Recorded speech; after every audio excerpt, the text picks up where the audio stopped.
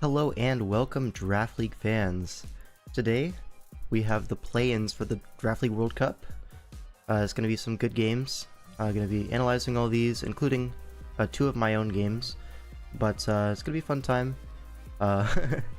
And I will be streaming this live. If you want to catch these streams live, I'm linking all this in my Discord, down below if you want to join.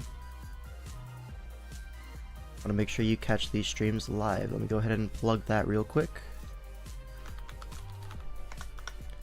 There we go. Oh, whoops, I have the wrong thumbnail on here.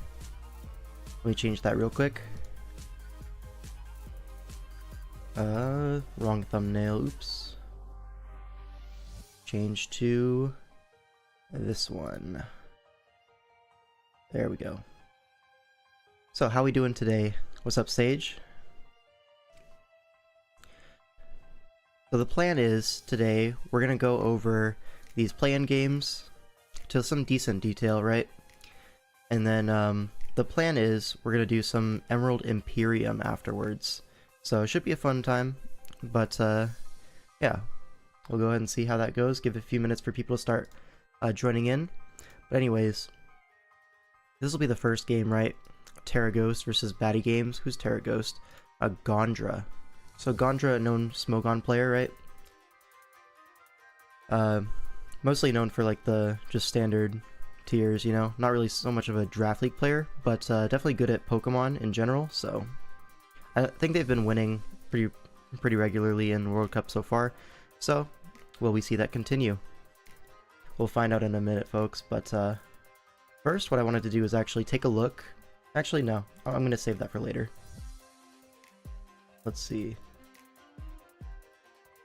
Yeah, I'm going to save that for later. Where's the Domino's pizza?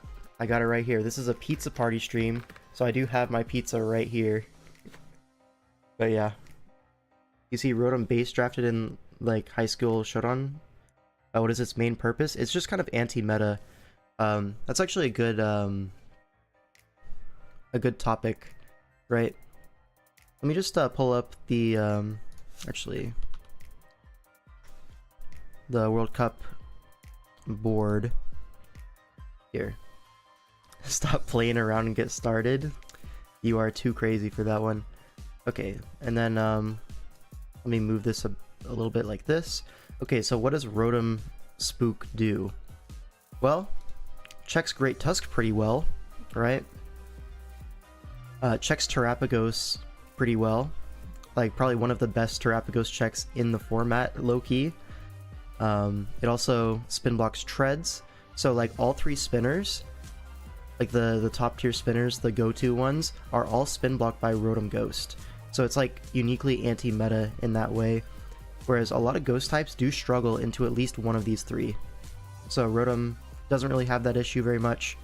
So that's why it's probably underrated at, what, 4 points it is right now? Is down here somewhere. Yeah, 4 points. Like, bro.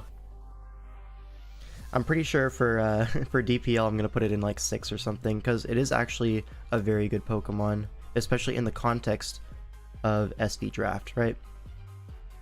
What else does it do? I mean... Oh. Thanks for the sub, Fire Chicken. DPL tiering stream? We might have to do some of that, because that's always fun, right? Rotom also somewhat checks Torn, although Dark Pulse exists, Knockoff exists, but it at least forces coverage on that. What else does it do? I mean, it's a Rotom Ghost. Like, checks Sneasler decently. I mean, not fantastic, but at least forces some nice coverage on that. What else here? I mean, Ghost is just a good typing in general, offensively and defensively for this generation. Oh, it absolutely puts Iron Hands in a locker. Kept his word from the bits. Y'all should like the stream. Oh, appreciate that.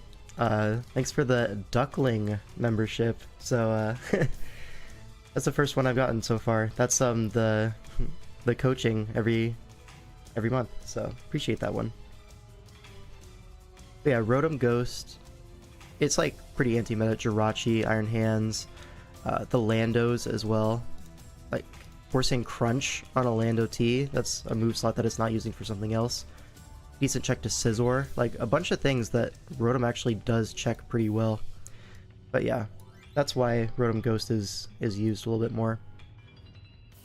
Anyways, let's go to the World Cup games. I think that's enough of an intro, giving people a little bit of a chance to get into the stream, and we can go ahead and start, right? Gondra on this side versus Batty Games. I think that's what the blue number is anyways. What's the blue number? Oh, only 3 Kentucky Fraud Chickens drafted? Yeah, that's the usage. So out of 20 teams. Anyways, let me just, boom. And now let's look at this matchup real quick, right? We do see the Rotom Ghost, and we see the Terapagos and the Sneasler, right? So it's like obviously being brought to Spin Block, potentially. Although there is no Spike Stack on this team. Hey, thanks Sage. I actually do need to update my member count now, actually. So that's going to be 7. Now at 10 we unlock more emote slots. So I did add some nice emotes here. The J. Ricky Citrus Berry, very funny. Let me just, because this one's very, very cool. What is it? JR Citrus? It's that. It's so funny. Because that's like an ongoing bit for the stream. The Citrus Berry count for J. Ricky. Made that when we hit the 5 memberships. Because that unlocks some more slots for us as well. Has Discord just straight up failed for anyone else just now? Has it? I don't think so. No, mine's working just fine. You've been coaching me for free and I've been loving the content. Not many people upload draft stuff. Thanks. I appreciate that. But anyways, yeah, let me just make this a little smaller. There we go. It's not overlapping with like this button here. I think some of the Discord server regions are fucked right now. Oh, that's tough. Maybe like some servers, because I know sometimes that happens. A little unlucky. Anyways, back to this matchup, right? Look at Bax, man. Where's the Ice Resist? The Ice Resist is like Ogerpon post Terra, but that's not good enough. Like, this is a Bax Super Goob, I think. And it's not like it doesn't even come in. It's gonna get opportunities, right? Off of Torn U-turns, off of like Chilly Receptions, get that defense boost. It actually kind of hard walls the Ogerpon Wellspring low-key. The Ice Resist is Terapagos, that's true. Sneasler goes kind of stupid here. I mean, there's a Torn which is faster, there's a G-King, and there's a Rotom. I wouldn't say Sneasler goes stupid here. Is the Ogre Terra? I'm pretty sure all of the Ogerpon Wellsprings drafted are Terra in World Cup, so we're going to go ahead and say yes. Other threats, I mean, this Rotom is kind of containing a lot of these Mons, but it might get overwhelmed, right? It's just a little Rotom, so you might see like a Dark Pulse Terapagos just like stay in, trying to 1v1 the Rotom, and then that'll open up the Sneasler a little bit more, open up the Lando, or, you know, vice versa. But I think Terap is going to be the most reliable way to chip the Rotom. Break Shell, try and weaken Screamtail, and then go for a Bax win. You could definitely do that. I expect Batty Games is going to have some tech for the Baxcalibur though. It might be like a Speed Booster Encore on the Screamtail, and he'll preserve it for that. Or, you know, just physically defensive Rocky Helmet type thing. I guess Rocky Helmet doesn't really help into Bax too much because it's Icicle Crash, Icicle Spear. But like Leftovers or Boots, Max Fizdef, something like that with T-Wave could be reasonable. Or like a Scarf Sneasler, you know. Any of these could be reasonable Bax counterplay, but it is a little bit squishy into that. Oh, Discord's tweaking right now. This is so sad. But yeah, I'll definitely still be streaming after your class if you want to join. But yeah, what else here? I mean, there's no Flying Resist, there's no Ice Resist until the Ogerpon Terras. So like, I have to say the advantage is going to go to Gondra in this matchup. Let's go ahead and find out though. Obviously it's going to be Terra Water on the Ogerpon. I don't see a secondary Terra, and then on the other side, I believe this is Terra Torn, so just stab Terras, and then Terra Grass on the Moltres Galar as the backup. I'm surprised it isn't all West servers. I mean, who knows, right? Why, hello there. What's up, Kazuki? Okay, Lando lead into the Moltres. This is Terragrass, but it's not going to elect to click it here. So, interesting interaction here. Sheer Force Landorus does not trigger Berserk. Raise your hand if you knew that. Raise your hand.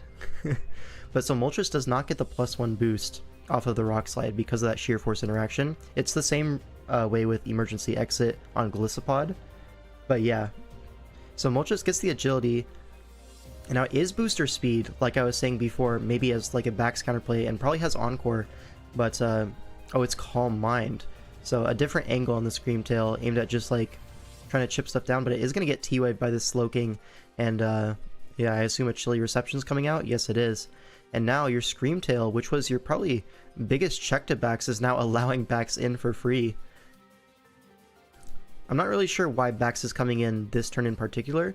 The only thing that I would assume is maybe Choice Band, he calcs the damage and maybe it kills here, which I highly doubt. But, I'm not really too sure. Let's find out. He's going to take this as a Dragon Dance opportunity. This is really weird.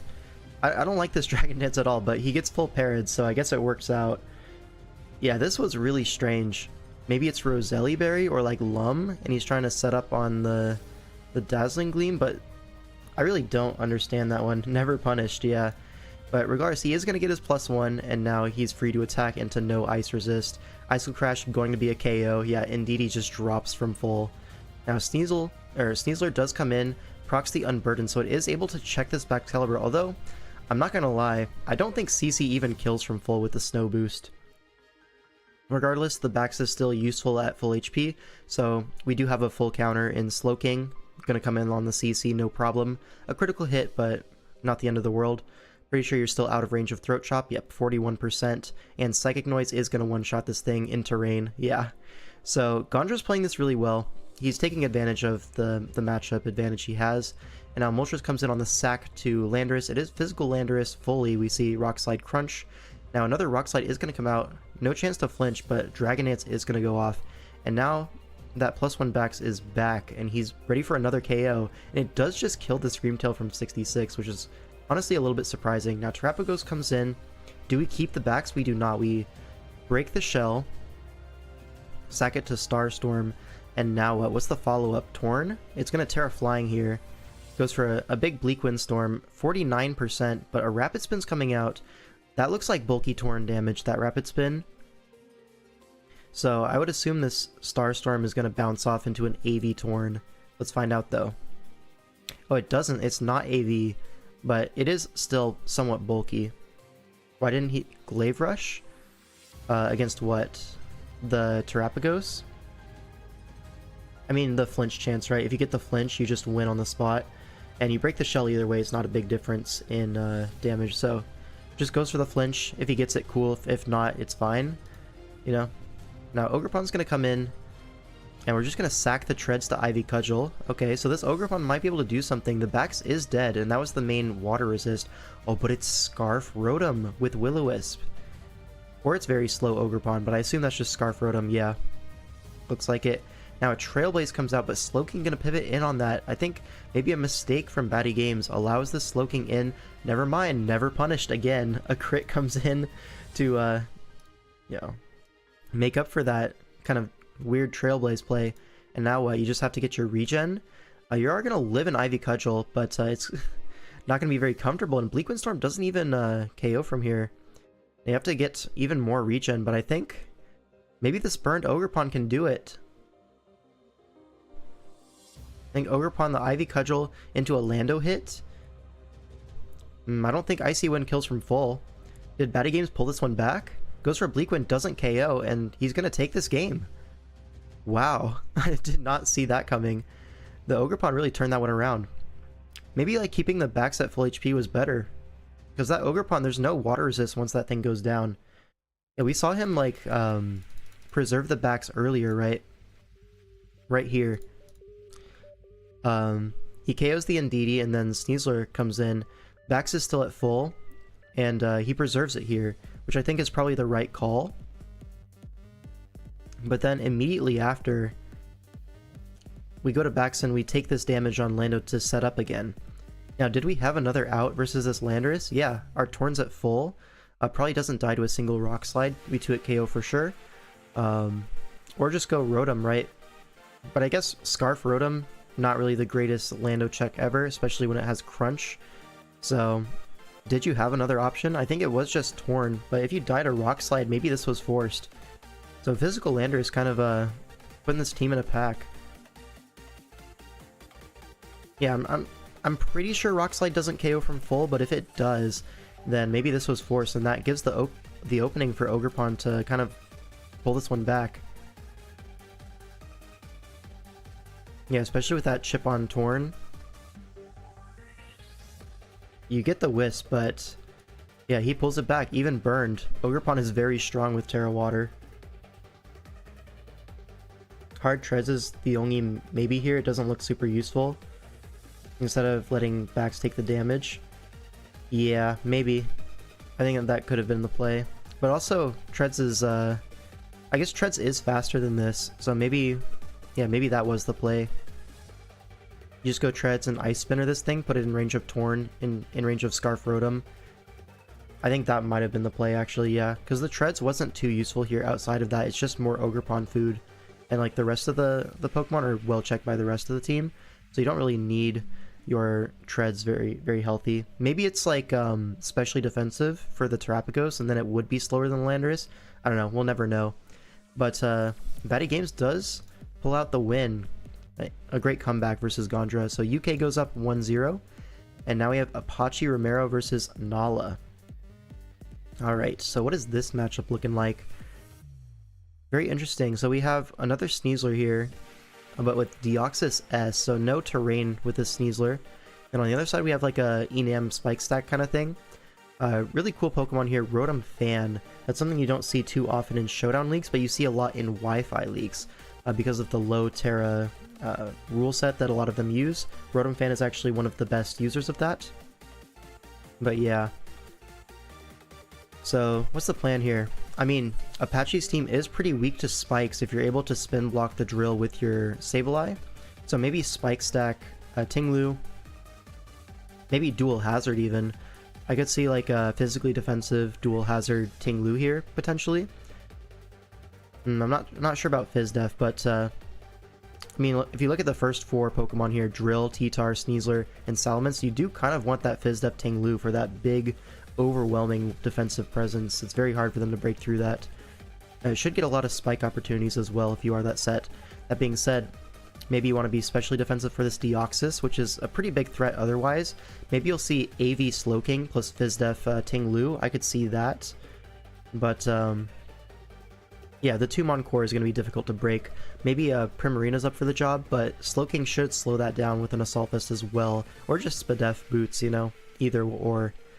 So, it looks like Nala has the tools to, like, defensively stop a lot of his team, but, I think it's going to be down to how Apache plays his offense here. He has to get good value out of his Pokemon. Let's see, though. Okay, it's Terra Dark Excadrill.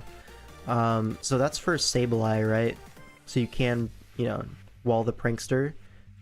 That being said, Foul Play is still hitting you for a lot if you try to SD on the Sableye, so I'm not sure how reliable that is. And then I think Salamence is the secondary Terra. Yeah, that makes sense. 13 points, 15 points, so 28 max. So Terra Flying on the Ments. Is this World Cup? Yes, it is. Doesn't it say that in the title? I'm pretty sure that we put that in the title, right? Draft League World Cup? Yeah, Play-ins Watch Party. Yep. Okay, and then on the other side, Terra Ghost on the Enam. This is going to be aimed at, you know, having a defensive typing into the Sneasler. Able to flip that matchup. Pretty nice. Outside of that, though, not too useful. Maybe as like a rogue spin block. Tinglu is one of the most annoying mons in Gen 9. It's definitely the fattest, right? The hardest to remove. But, I don't know. I wouldn't say it's the most annoying. What would be the most annoying mon? That's a good question. You play Nala in Gen 4 pools, Riff? Yeah, Nala's pretty good. So, maybe an unlucky draw for the pool stage, but hey. Is that one of? Yeah. I could see that. Terra Blast plus Superpower Contrary Breaker seems fairly likely given the matchup. Yeah, you definitely want Superpower for T-Tar and stuff like that. So I could definitely see like Superpower Terra Blast coverage on the Enam. Usually Terra Ghost does represent that kind of set. Prepping the Terra Demons is pain. Yeah. Offensively, Raging Bolt or Zarude probably. Let's see. Let me remind myself of the board real quick.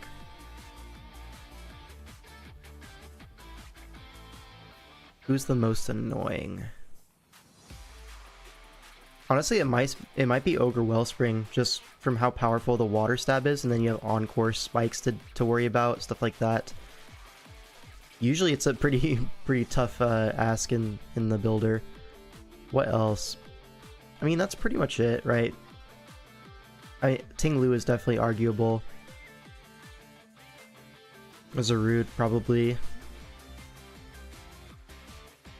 Yeah, maybe a Screamtail, right? Because Encore and T-Wave, you can never really know which one's coming. So you don't know if you want the Mental Herb or the Lumberry on your setup, guys. Yeah.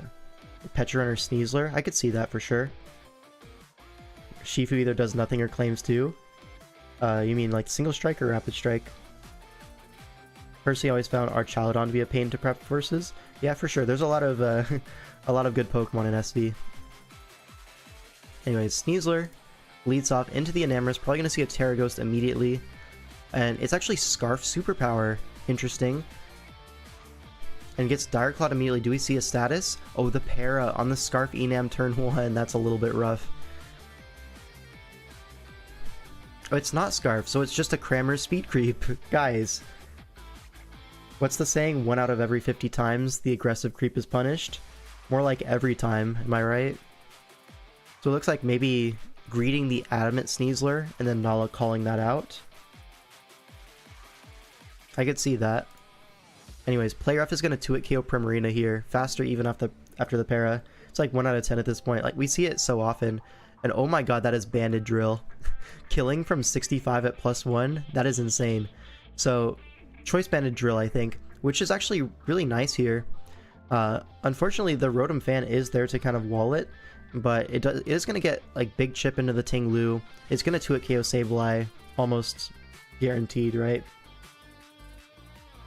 You almost never aggro creep, and you've only done it once before. I pretty rarely do it. I'm usually just creeping the max.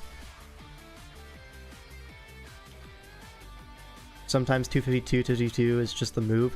Yeah, you can often catch people trying to aggro creep with that. I've seen it a lot, especially in World Cup, right? Anyway, Cinderace's going to come in, but Salamence is a natural check to this, but no Intimidate. So these U-turns are going to do a little bit more damage. Now Ting Lu is going to come in. I assume a Spike is going down here. Stealth Rock, sure, a hazard of some kind. Now Slowking's going to pivot in on the Sneasler, but U-turn, not going to do anything, very reasonable, but this does get Excadrill in. Now, we see the Ting Lu come in. Do we see someone predict the Rotom Fan? He does predict the Rotom Fan. He goes for the Terra Blast Dark. So Rotom Fan was sitting in the back forcing that click from Excadrill. Now what, do we see a Spike go up? No boots on the Ments. No, we see a double to Rotom Fan. Interesting. I'm not really sure why we doubled to Rotom Fan, but sure, we went for it. Gets a Volt Switch, so this Ments pretty much dead to rocks at this point. So Sucker Punch is going to pick it off. It's locked into Outrage, so it's a completely free click. And now, we know this is faster than the Sneasler because the Enam was faster than the Sneasler. We can just go for a little bit of U-turn chip. That's very funny. Slowking comes in right again, but Excadrill does get another opportunity. Probably just going to see a Rotom Sack here, as that's exactly what we see. Now, is it faster? No, of course it's not faster. 2-hit KO'd by the Iron Head, and now what? Cinderace comes in on the locked guy. Now what? Deoxys comes in predicting maybe a high jump kick. Predicting the T-Tar, but no, just U-turns. Knocks out the Deoxys. So 88. I'm not sure if that's banded. I think Deoxys might live if it's like HP invested, but if it's offensive fully Deoxys, it might just die to that raw. But maybe we could see a choice banded Cinderace. No, it's not choice banded. It U-turned and switched moves after the Sucker Punch. So no, it just freaking died. Anyways, Shuka Sneasler still drops to the Earthquake. Draft player needs to not click U-turn. I mean, it worked out, right? Now Sableye is going to be the sack into Excadrill. Never mind, it's Air Balloon. into the Earthquake lock. Wow. So now what? A foul play is coming? No, a low kick. Even better. Almost one-shots the T-Tar after rocks. Very epic. And now Ting Lu's going to come in, preserves the air balloon, prevents the Earthquake lock from the Excadrill. And this should be pretty much over. Yeah, just go for an Earthquake with Ting Lu. It's Citrus Berry, so +1 Citrus Berry. If you want to use the new emote for the members. But yeah, Drill, like, this is Choice Band. That's physically defensive Lu for sure. So yeah, like I was saying, FizzDef Lu, very hard for this team to break, and it was. You had no idea Sableye learned that low kick, was wondering what it was going to do to Dark Excadrill. Yeah, it gets low sweep as well. For like people trying to Dragon Dance on you, you can always keep them at least neutral speed, able to be revenged by stuff. I've brought that before versus like Roaring Moon. Because like low kick is like kind of strong, but low sweep just allows your revenge options to always work, you know? Good afternoon, Burger. How's it going? So this is UK up 2-0 now. So good start for them on this series. Drill has fell off, I fear. Yeah, it's kind of a far cry from where it was in like maybe Gen 7 is its strongest gen. Mostly due to Z moves, right?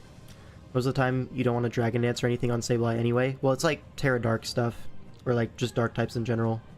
Because Dark types do kind of wall Sableye back, so it's nice to have something for it. T-Tar definitely doing a good job being bad. Not good after I've learned Latios isn't beating the allegation. This is so sad. Yeah, we do see an Addison replay now. And, alright. What's the plan here? We have Zedon versus Addy.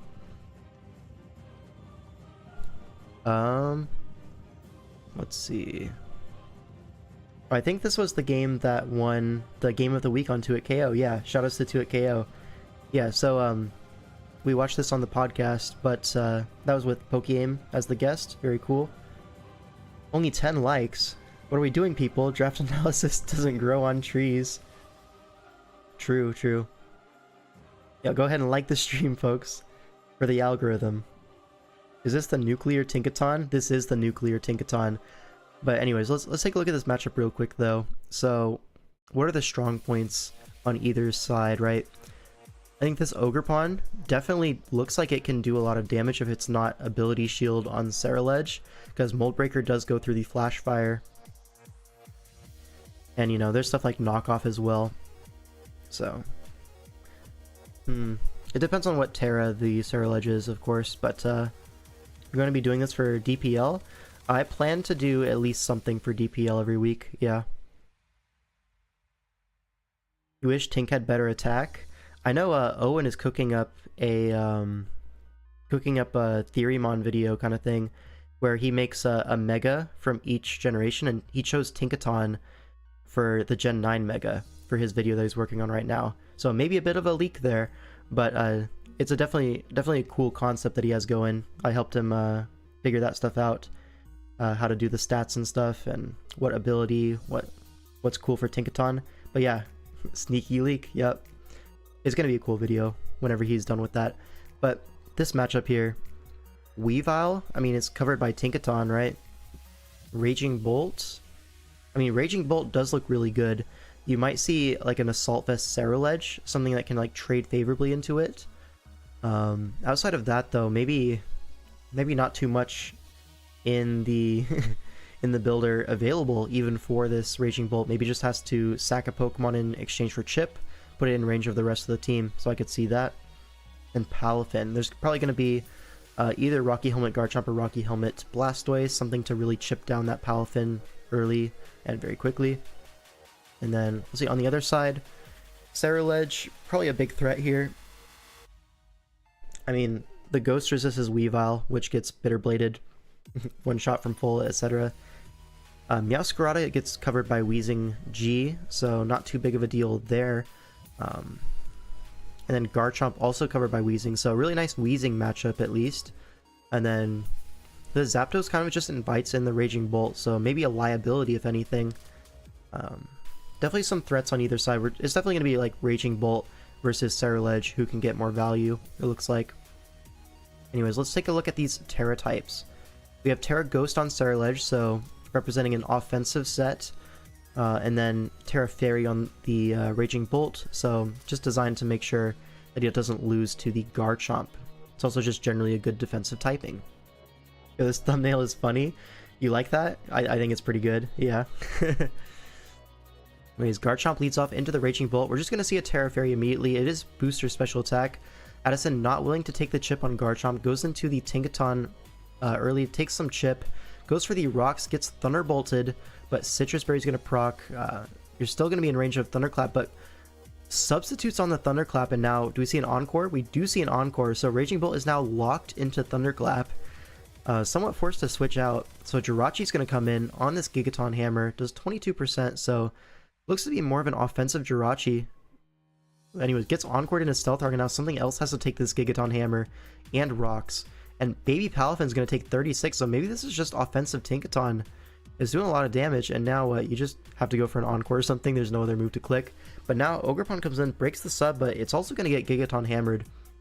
No, it gets Encored, so preventing like a Swords Dance kind of setup thing. But now it gets Gigaton on the switch to Jirachi. Why did we switch out the Ogerpon? I'm not really too sure. If Ogerpon's in, does that allow something bad? I don't think so. So I'm kind of confused on that Jirachi switch. Okay, he wants to get up the screens and then a Healing Wish. Okay, very early Healing Wish.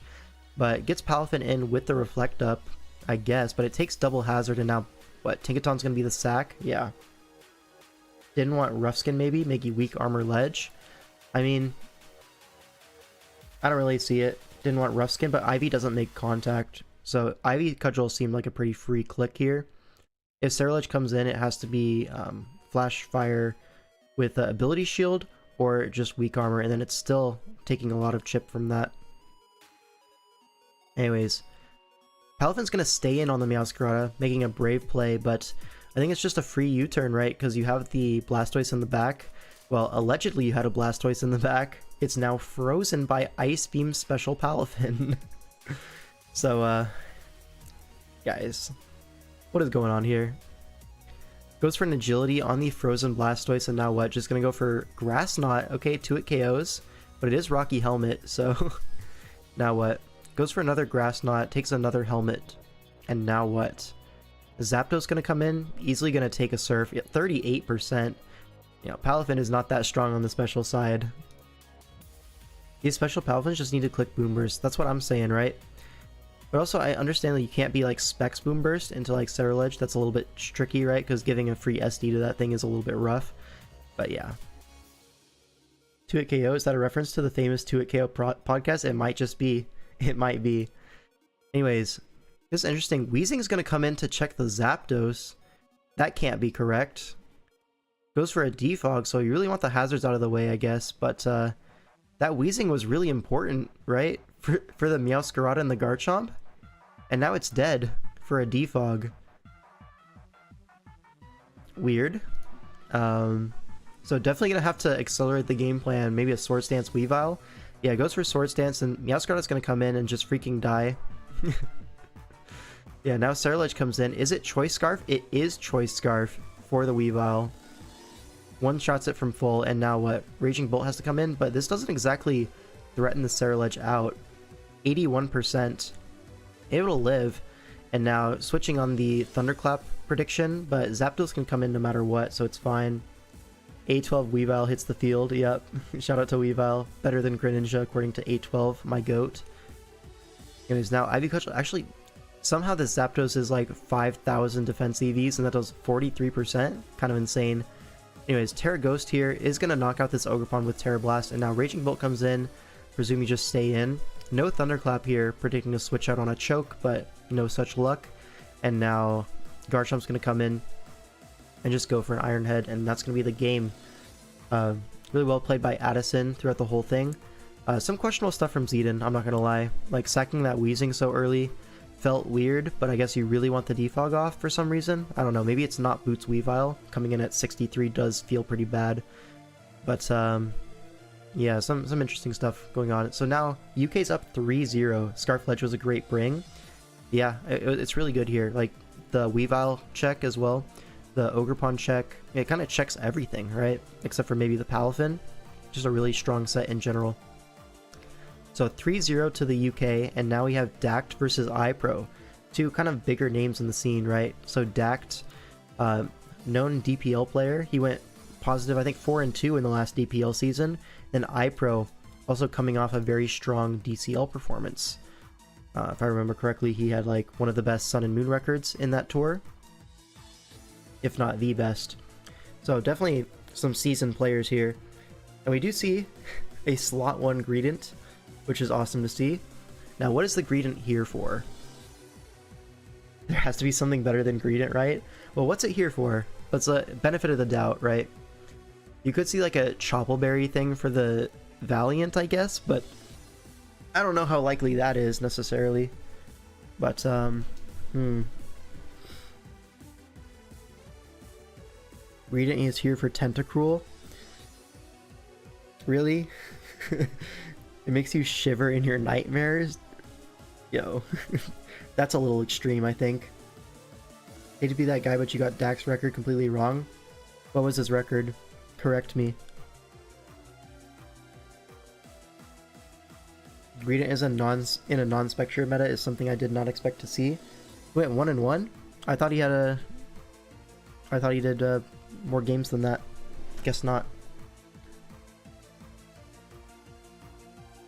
But anyways, so this team is like a known build from DCL. Did well there, and then they slotted in here as well. You might be thinking of Garf. I think, yeah, I am probably thinking of Garf. Same team, right? PGS. But anyways, and it's facing off against another Valiant Zarude. So Valiant Zarude mirror, which is very fun, and the Lando as well. So 3 months being the same, and then metaGROSS and Crown. So very similar structures here, as you can see. The main difference though is the last 2 Pokemon on Dak's team, being the Gouging Fire and the Tentacruel, are just better mons than Mimikyu and Greedent. So you have to give the advantage to Dact, I think, just in the matchup. Also, 3D suggested half of Addie's sets to her in the Team Canada server. Shout out to him. Shout out to 3D. Anyways, let's go ahead and look at this battle. So Terra Poison on Dax's side for the Zarude, and then Terra Ground on iPro's side. Alright, and then Terra Ghost Greedent, but that's probably not going to get clicked. Now Greedent does lead off into the Valiant, gets Hypnosis, so we brought Greedent as the sleep fodder, and it's just freaking dead to Focus Blast. So I guess that answers what the Greedent is there for. Why is Addy in the Team Canada server? Who knows, man? Who knows? Magic Trick? Yeah, actual Magic Trick, but it is a Greedent, so it's kind of an expected Magic Trick. The setup was there. Because you thought it was over after week 2. That actually tracks. Anyways, Valiant picks off one turn 1. Now metaGROSS comes in, but Gouging Fire comes in on a crit. Heavy Slam does 14%. And now you're going to be able to break the Disguise here, which is pretty nice. Is it Rocky Helmet Mimikyu? It is. So like a defensive utility Mimikyu. Makes sense here. Threatens the T-Wave on this Gouging Fire. Is going to go Crown to absorb it. Maybe you could have gone Lando, but Crown's fine. Gets full parrot on the metaGROSS switch, but that wasn't doing much anyways. Now Zarude's going to come in on the Earthquake, threatens a knockoff, then doubles into the Gouging Fire on the Mimikyu. Not what Dact wanted to see, but this time just going to stay in and Heat Crash. So it has Flare Blitz and Heat Crash here. Very interesting, but Mimikyu predicts the switch out and is just going to get to it KO'd here at the cost of a lot of HP on Gouging Fire. Now Terra Ground Zarude is going to Terra, goes for the Terra Blast, and yeah, now Valiant's going to come in. Misses a Hypnosis. Gonna take a little bit of chip, not a lot. Hits the second Hypnosis though, so very nice. Now Zarude's gonna come in on the second sleep turn, and yeah, so now it's gonna start bulking up, I assume. Terra Blast Rock Tomb. You're gonna assume that iPro's Zarude is just gonna be like 4 attacks AV or something like that. It's leftovers, so but yeah, probably leftovers 3 or 4 attacks, maybe Synthesis, but not going to be able to 1v1 Dax Zarude, but it is going to get some speed drops. So yeah, it is just going to be Synth 3 attacks, it looks like.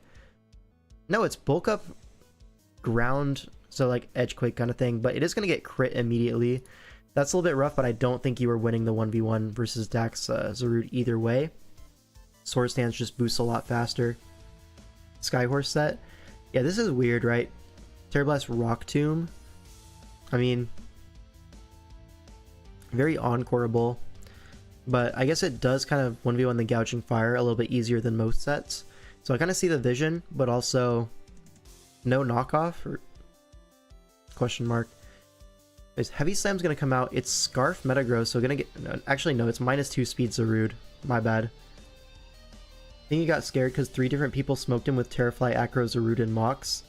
I mean, that's a little bit rough, huh? I mean, it does make sense, right, into Lando to be Terraflying, but... Oh, predicts the Terra, goes for a Zen Head, but on the Synthesis turn, now we see a Terra Poison on the CC, so Dak just completely outplayed iPro there. We see a Terra Blast, we do see a Terra Blast. So, yeah. Like I said at the team preview, Dak had an advantage here in this, like, pseudo-mirror, and he just go ahead and, yeah, completely demolishes iPro in the neutral, I'm not gonna lie. Lando's gonna pick up a few KOs, but, I mean, Tentacruel's gonna outspeed, flip turn, that's a 2-hit KO. There's no threat of, like, Rock Polish. Yeah. Adrenaline Orb, actually, so it does get a speed boost, but Lando v Lando. Goes for a Swords Dance, so maybe if you miss Stone Edge or something, but no, it goes for a safe U-turn into Sack, into Intimidate, and then even a crit from iPro's Lando is not going to be able to do it, so just 2-hit KOs with the U-turn. Makes sense. Very safe endgame from Dact, but he put himself in that position where he can just make the safest possible endgame plays and just came out with a win. Very nice. So that kind of brings the score to 3-1 in UK's favor. So good win for Dact. And now we have Mr. Banana versus Josh. Alright. So what is this matchup here? We do see a Latios. Shout out to Burger. That's his favorite Pokemon ever, allegedly. Tenta got crushed in 1. Yeah, shout out to Tentacruel, man. Anyways, what are these teams? These are a little bit more unorthodox. I guess Josh's team is a little bit standard, but this other one from Mr. Banana, definitely a little bit of a weirder team, right? The Blaziken, the Latios, the Darkrai, a nice offensive trio with natural bulk between Darkrai and Latios, so I don't mind that as well. But the Klefki is also nice here. Spike Stack plus Blaziken makes a lot of sense. But then Glimmora, Abomasnow. I mean, do you need 2 Spikers here? Is that Josh from the Pokemon Cypher 2024? Is it? I actually have no idea. Top 5 Abomasnow matchup. I mean, Abomasnow, the stabs always go crazy, it feels like. Just like Blizzard is such a strong move, you know? But anyways, it looks like just a Hazard Stack offense from Mr. Banana, and then more of like a balance-ish, like bulky offense kind of thing. Definitely not balanced, but bulky offense for sure. Well, let's go ahead and see the game. So Terra types, we have Ghost on the Blaziken. What's that for? That's for E-Speed on Dragonite. Makes sense. And then on the other side, it's going to be Terra Grass on the Ogerpon, and Terra Flying on the DNC as a secondary option. And then this Abomasnow is also Terra Water as the secondary option. Leads off into the Darkrai, and takes 84 from Focus Blast to set up an Aurora Veil. Man, that's a little bit rough. Glimmora comes in on the Dark Pulse, takes Dark Pulse into Psychic, gets a drop, which is a little bit annoying. Does mean the next one is going to be a KO, so has to go into Klefki. But I mean, we did have this Klefki the whole time. Do we really need to sack all this HP versus a lead Darkrai? I feel like Klefki could have just came in immediately, right? Yeah, Burger, exactly what I'm saying. You hate Veil of Abomasnow, just attack with it? I agree. Like, the Veil's already gone. And like, imagine if we just Blizzarded the Darkrai. That would have done so much damage. Or even like a Wood Hammer if you're physical. It wasn't Clay? Yeah, it's not even Clay, dude. Yeah. And now Latios is slower than Treads. Shout out to that, but it goes for a spin anyways, and it's weakness policy Treads. So, gonna knock out the it's not gonna knock out the Latios. I take it back. So, lives that on 1 HP, God EVs or whatever, and now Ogerpon's gonna come in, get the Terra off. Valen to lose 60 on Glim and a whole Abomasnow for a Toxic. Yeah, maybe not the greatest trade in history, but yeah. Wait, Lottie might be OP? W Latios? Yep, save the game, as they say. But now Spiky Shield gets a little bit more Toxic Chip, but Psychic is going to knock this out. Do we see a pivot out? We do see a Klefki come in. Calls it out though, goes for Hypnosis. So Hypnosis lead Darkrai. And now what? Dark Pulse is doing 26%. Gonna be a 3-hit KO, but you're gonna be down to Toxic before that happens. And Focus Blast is actually gonna pick up the knockout here. So it's a trade, Darkrai for Klefki. Now Ogerpon's gonna come in on the Blaziken, not what the Ogerpon wanted to see, but Stomping Tantrum gonna do a lot of chip. Is it Flare Blitz? Ooh, a Swords Dance, so potentially a Protect here into an Outpace, but no Protect. What was the vision here? I don't really know, folks, but Josh is just gonna pack this one up with Ogerpon here. Goes for a Brick Break, which is literally weaker than Ivy Cudgel, but that's okay.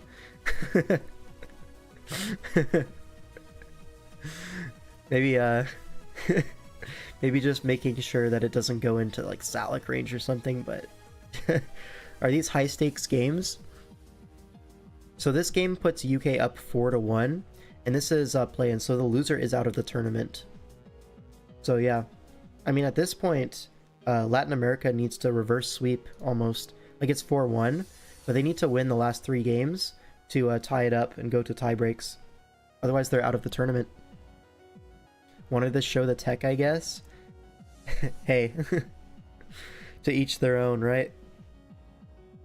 Alright, we see this kind of a almost copycat of the Armory team, right? The Meowscarada, Urshifu Rapid, Latios, Tarap, Clodsire, all identical, but this team has a Ceruledge instead of the Klefki slot. So, a little bit different, but yeah. Gee, I wonder how this series finishes when the bloodiest game says not played. Yeah, there might be a little bit of a spoiler in there, but hey, what are you gonna do about it? We see Palkia rocking the Armory custom avatar. Very epic. Lydius was scared. He was shaking in his metaphoric boots. Anyways, we see another Hearthflame into another Ceruledge, right? So that's a matchup we've seen multiple times this series. But okay, major threats. The Urshifu Terra. What's the Terra on Urshifu? Is it just gonna be like Terra Dragon? Resist Thunderclap. Resist Ogerpon, but it could be Play Rough in this matchup for the Latios. So hard to say. Although it's probably just going to be knockoff, right? To hit the Latios and the Ceruledge, you know, in one slot. So maybe Terra Dragon on the Urshifu is a nice defensive option, but you could also just be Terra Water as well. There's no great Surging Strikes answer. So maybe just the, what's it called? The Punching Gloves, Terra Water. Then you get that strong boosted Jet, which is pretty nice. I could definitely see it. Or you could be like Scarf Terra Water Liquidation and, you know, deal with Rocky Helmets by not hitting him 3 times in a row. That's also an option, right? Because like the water resists are so poor on Palkia's side, especially when you consider the Raging Bolt probably going to Terra out of that water resist. Maybe Terra Ground for the Claude. Although it could just be Terra Dragon, you know, drop some Specs Dracos. I mean, the Fairy type is non-existent, right? So maybe it is just Terra Dragon Bolt. Let's find out, though. It is Terra Dragon Bolt. And then on the other side, it's Terra Ground on the Urshifu. What's Ground for? To hit the Overquill, I guess, but immunity to Thunderclap, so there's no mind games there. I guess, but like maybe there were better options. Alright, Ogerpon leads off into the Urshifu, but its Terra Ground cannot Terra out of the Grass weakness, but it is Scarf Urshifu. So Scarf, Terra Ground, interesting. Now I'm going to double back to the Urshifu on the Draco Meteor, takes 97% from Life Orb Cyclizar, and it's going to be in Quick Attack range. Okay, so like I said, Urshifu, not really that good in this matchup. Just going to go down by turn 3. Yeah, that makes sense. Meowscarada is going to come in, revenge kill this Cyclizar. It is faster. Goes for a Leech Seed. So really interesting prep choices from Legendary Superior here. A Gunk Shot into Claude. This is going to allow potentially a Hazard to go up. Stays into Taunt, predicting that. And yeah, does attempt to go for Rock. So good Taunt. But the Leech Seed is, you know, racking up. Now Gliscor comes in on the Latias double. Alright. And now what? Draco Meteors into the Ogre Pond, though. Is it a speed tie? Next Draco will kill. Goes for it. Gonna chip this Overquill pretty low. And now what? Closer is gonna come right back in as Spike goes up. Now what? A taunt comes out. But you're just gonna Earthquake this time, surely. Yep. And now what? Gliscor's gonna come in. Maybe a Swords Dance angle. Maybe Spadef. No, it's just gonna get up rocks. So double hazard advantage for Palkia. Pretty nice. And now U-turns for a little bit of chip on Latios. And now Cyclo's he's into collect. Draco Meteor's gonna come out here. No, double edges the Clodsire. So it's actually a mixed Cyclozar, but the Citrus Berry gonna avoid the 2-hit KO here. Pretty nice. +1 Citrus Berry. And rocks do go up for it. This Gliscor is not Toxic Orb, interestingly. Breaks the shell with Earthquake on Terapagos, but there's no spin block, so this spin is gonna come out. It's Rocky Helmet Gliscor. What is that even for? I guess because your best way of killing Gliscor is the Surging Strikes, I guess, in theory. I don't know, man. Feels a little bit weird to me, but in any case, how do these guys make play-ins? Yo, they turbo smoked their week 1 and week 2. Wasn't even close. They had like the #1 differential going into week 3, but then it all fell apart from there. Now Deoxys comes in. It's going to be faster than Terapagos at +1. This is something that Deoxys can just go ahead and creep if it wants to. And now what? Cerulege comes in, but Ogerpon's going to be sacked to the rocks, predicting a Shadow Sneak here. But a Swords Dance comes out. That might be the game ending. Raging Bolt does come in. It reveals Boots, but Dragon Claw going to do a lot of damage to this. And you're going to survive Draco Meteor, but that puts you in Thunderclap range. Doesn't want to stay in to find out. Goes Meowscarada on the Volt Switch. Interesting. And now Cyclozar is going to come in, but it's Leftovers Meowscarada, and it's still faster than this. So triple XL, do we get 3 hits? We do. So, I mean, it's a close game. This Deoxys is looking like a goober threat, though. Superpower is going to KO this Meowscarada, of course. It's Life Orb. And now, what is the check to Deoxys? It's going to be Cerulege again, but Dragon Claw, and it's actually an E-Speed range, so can't even go for a Shadow Sneak. Now, Clodsire is going to come in. It's going to get Psycho boosted.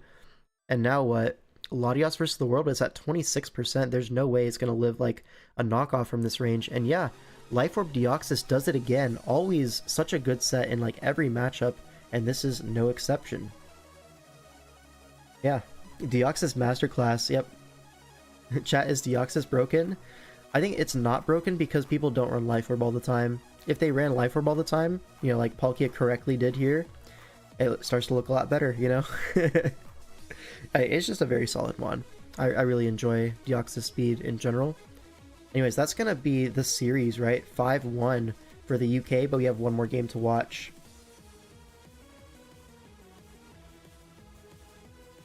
Alright.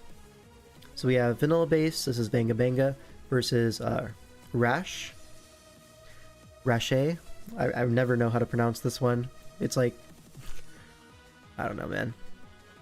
But anyways, we have a Poltegeist spotted. Any Poltegeist spottings recently? Just this one? Okay. Anyways, this looks like an OU team from Venga Venga. A Rash Nature. I think you already made that bad joke. Hey, make it again. I won't stop you. But anyways, let's see. So Hawlucha here. I mean, Hawlucha's kind of a threat, right? There's no resist to the dual stabs. Venga team looks like my seasonal redraft team. Nice. Poltegeist versus Sinistra. Yep, true. True. Replace the moon with a Lou or Gliscor. I've seen that on ladder. Yeah, I think so as well. Like if the Meow pivoted out on the superpower for the drop, it was definitely winnable. I mean, it was, but also you just switch out and reset the drop. It's fine.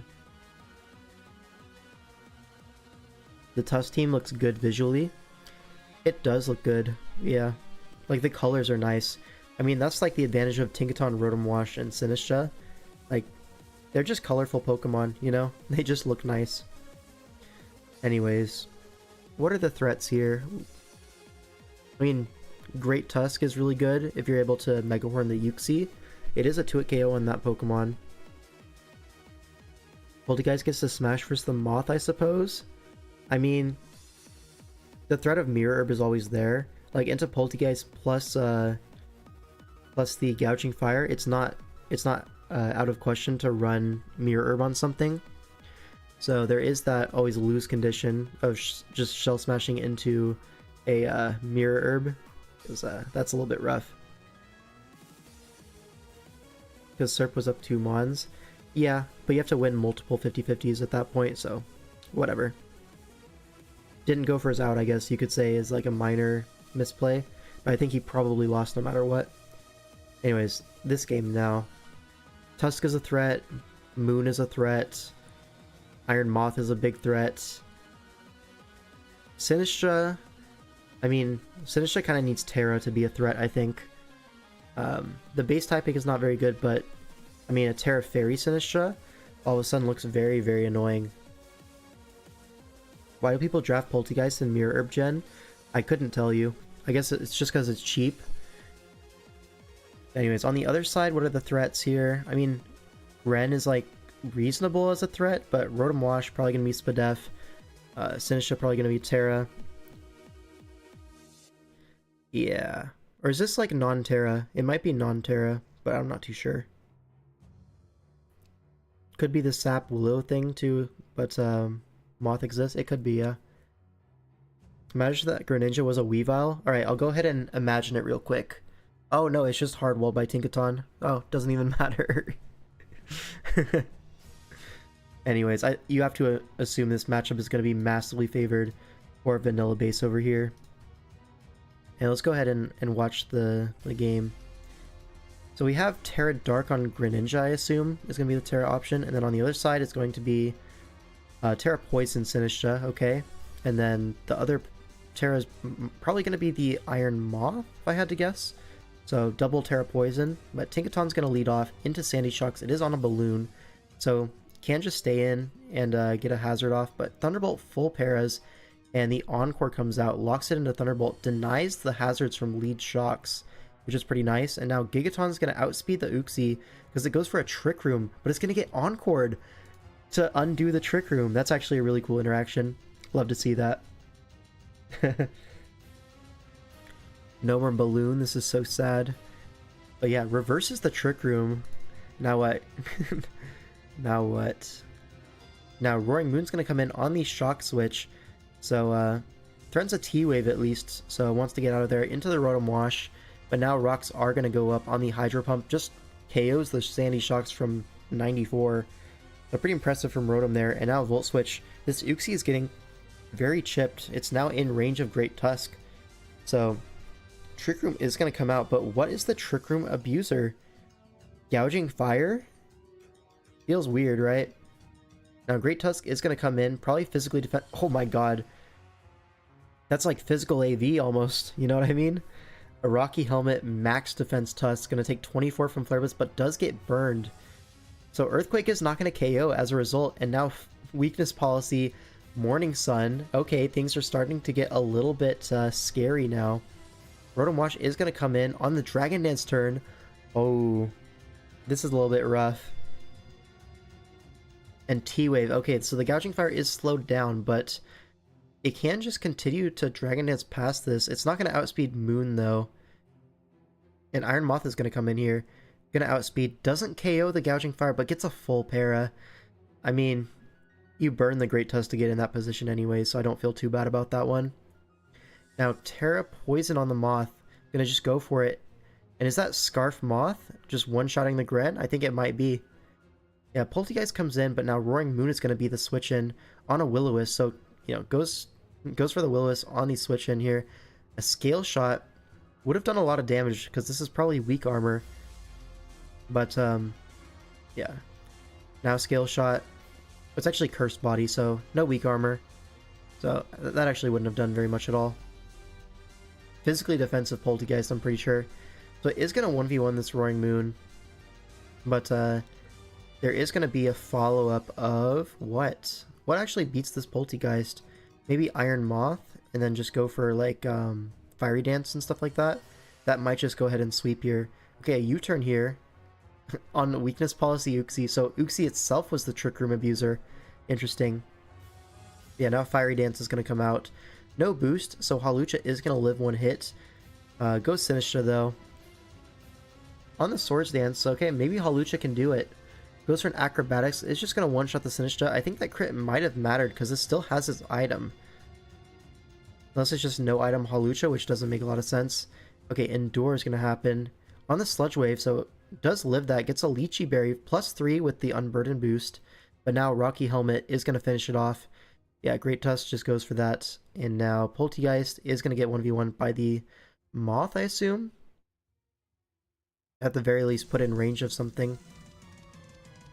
Yeah, Fire Dance only does 39 though. Gets the boost, but Shadow Ball does it KO? It does. Can Poltegeist bring this one back? Rotom Wash comes in. It's going to T-Wave. So I think Rotom Wash probably has this one covered, but Cursed Body gets rid of the Hydro Pump and Giga Drain. Okay. But now you just Volt, right?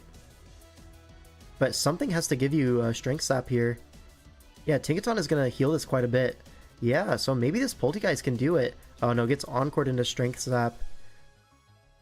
So Rotom can come in and Pain Split potentially. Yeah, this looks like a winning play. Custap Berry. Okay, so maybe this Poltegeist can do it. There's no Pain Split on the Rotom. Encore ends. Hold up. Volts out on the Tinkaton. Okay, Shadow Ball here. But okay, gets Encored into Shadow Ball. Oh, you really wanted that to not parry there. Because you lose a turn of Encore there. And now Roaring Moon comes out. Just gonna go for a knockoff here. Okay, knockoff is gonna 2-hit KO and you're locked into Shadow Ball. Okay. He does end up winning, but that was looking really close. Almost brought that back with the Poltegeist. So cool display from that Pokemon, honestly. But not quite enough to win. But that being said, the series was already over at this point for the UK. So they move on to the general playoffs. The top 8. Yeah, game 8 was not played. They just ran away. Ran for their lives. Anyways.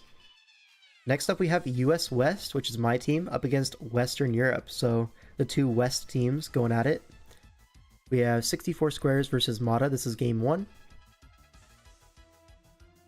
And we see their like goofy ass stall build with double dark offense. Like, this is such a weird team. Like, it's not good, folks. Darkrai and Urshifu, Urshifu single strike.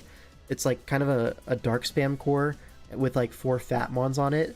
But it's just so easy to prep for this style of team in SV, I'll be completely honest. Team is fire, stop hating. Enam liked that build. It's not Rapid Strike? No, this is Single Strike. Yeah, Dark Spam plus Fat Core.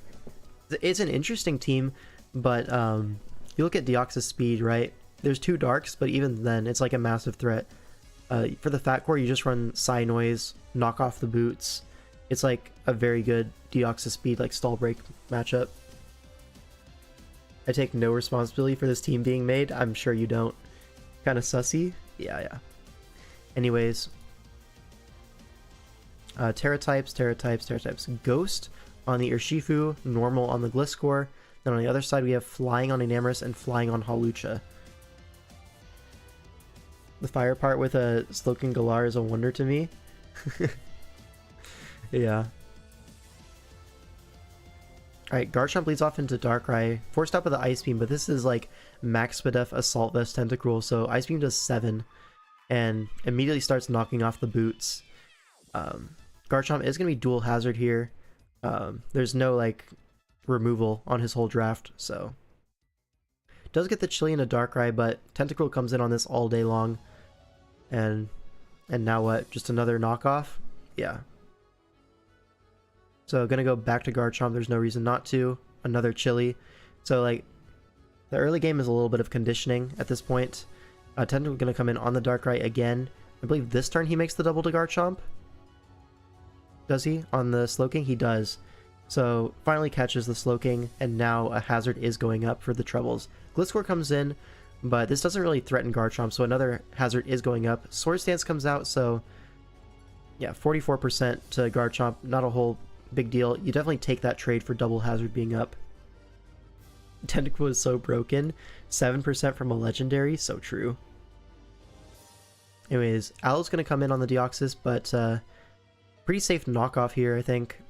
Gets rid of the boots if it stays in, and if Slowking comes in, it's taking a lot of chip. Yeah, not comfortable staying in as well on that Slowking, so another knockoff happens. Gets rid of the Focus Sash, and now Superpower, we do have it. It does KO Darkrai from here, but we go for another knockoff, predicting like a pivot out into Clef or something like that, or to Slowking for regen. Either way, a critical hit Sucker Punch is going to bring us low, but we do live, and Superpower knocks it out. Now, you're going to see a little bit of a misplay here. Aloe comes in, and Aqua Jet picks this off, but we did have Recover, and we could have recovered on pretty much anything else. So, allowing it to go down to the Aqua Jet was a little bit tough, but, I mean, killed the Darkrai, got rid of the boots on Slowking. It's still fine. Now, Tentacle comes in. Slowking is going to come in on that. Knock doesn't quite do a KO. And Chili comes out though. So with the double hazard and knockoff, it is taking chip long term. Deoxys meant Sicko mode if it was played better. Yeah, it actually just soloed this entire team, I think. But because of that, we're going to have to go through a little bit of a longer process here. Dragon Tails with Gliscor out, wants to prevent SD. Now Slowking comes in. This will allow another Spike turn, but actually doubles to Enamorus, finding something even better. Gets Enamorus in on the Alomomola, but here goes to King Gambit on an Ice Beam. He was predicting the Slowking to come in and wanted to get the Gambit in on that, I assume. But either way, Kowtow's going to do a little bit of chip to this Aloe. Now Gliscor comes in. I don't remember if we were weakness policy on this or not, but it could have been weakness policy and taken that Earthquake and knocked out the Gliscor potentially. But instead we go Hawlucha on the Earthquake. Now match the Swords Dances, and this is actually max Fizdef Gliscor because +2 Terra Flying Brave Bird doesn't even KO, and Facade's going to KO back. So really impressive live by the Gliscor, but now Enam's going to come in, and this Slowking is already really low. After the hazard, it might be a 2 KO'd by Moonblast here. So Moonblast, this is going to be Specs Enamorus versus Stall. It's like pretty standard option. Now do we get the roll? We do get the roll on the Moonblast, so 22 and a 23.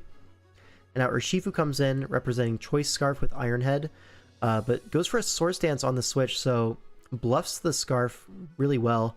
And now Earthquake's going to need a little bit of chip here, but a Drain Punch is going to knock out the Garchomp. But with Rough Skin, Rocky Helmet, this Urshifu is going to be very low. Now +2 Sucker Punch is not going to KO Enamorus, so able to just go for a Moonblast here. It is a free KO on pretty much anything. Now Aloe comes in. We can't just stand in Moonblast again, and it just freaking dies, dude. Enamorus is so strong. Now Clef comes in. However, he does want to save the Enamorus because it's the only thing that can like really deal with the Gliscor guaranteed. Like if it does find ways to protect, you know, do Gliscor things, heal up slowly. If it finds the opportunities to do that, Enamorus is a nice tool to have. Just one-shots Gliscor from like very high HP. But yeah. Really wish the Gliscor kept the Fairy originally over going Terra Normal here.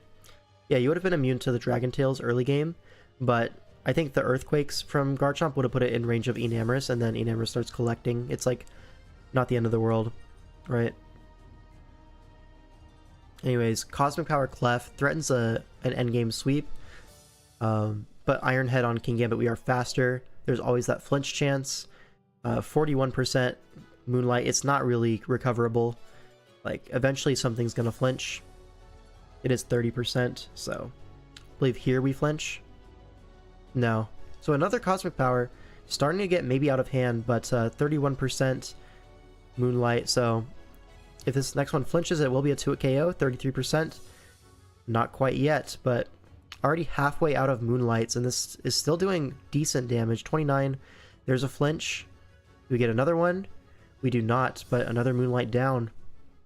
Now this Gambit does have Swords Dance if it really comes down to it, but doesn't want to deal with like Unaware with boots, which it could be from this position.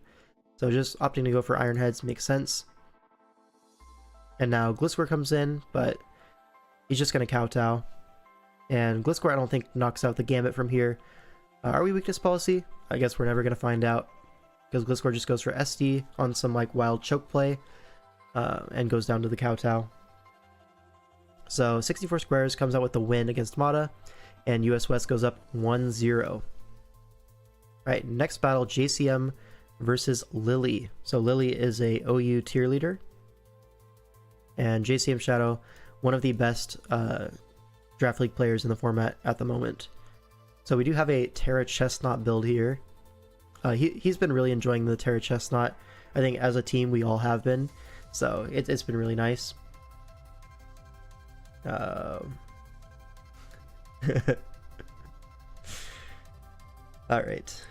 JCM Shadow is the MF GOAT. So true. Terra Chestnut is a new one. It's new, but it's definitely cool, right? This boulder has not terra'd once, by the way. True, it really hasn't. But anyways, we see a Valiant Mirror.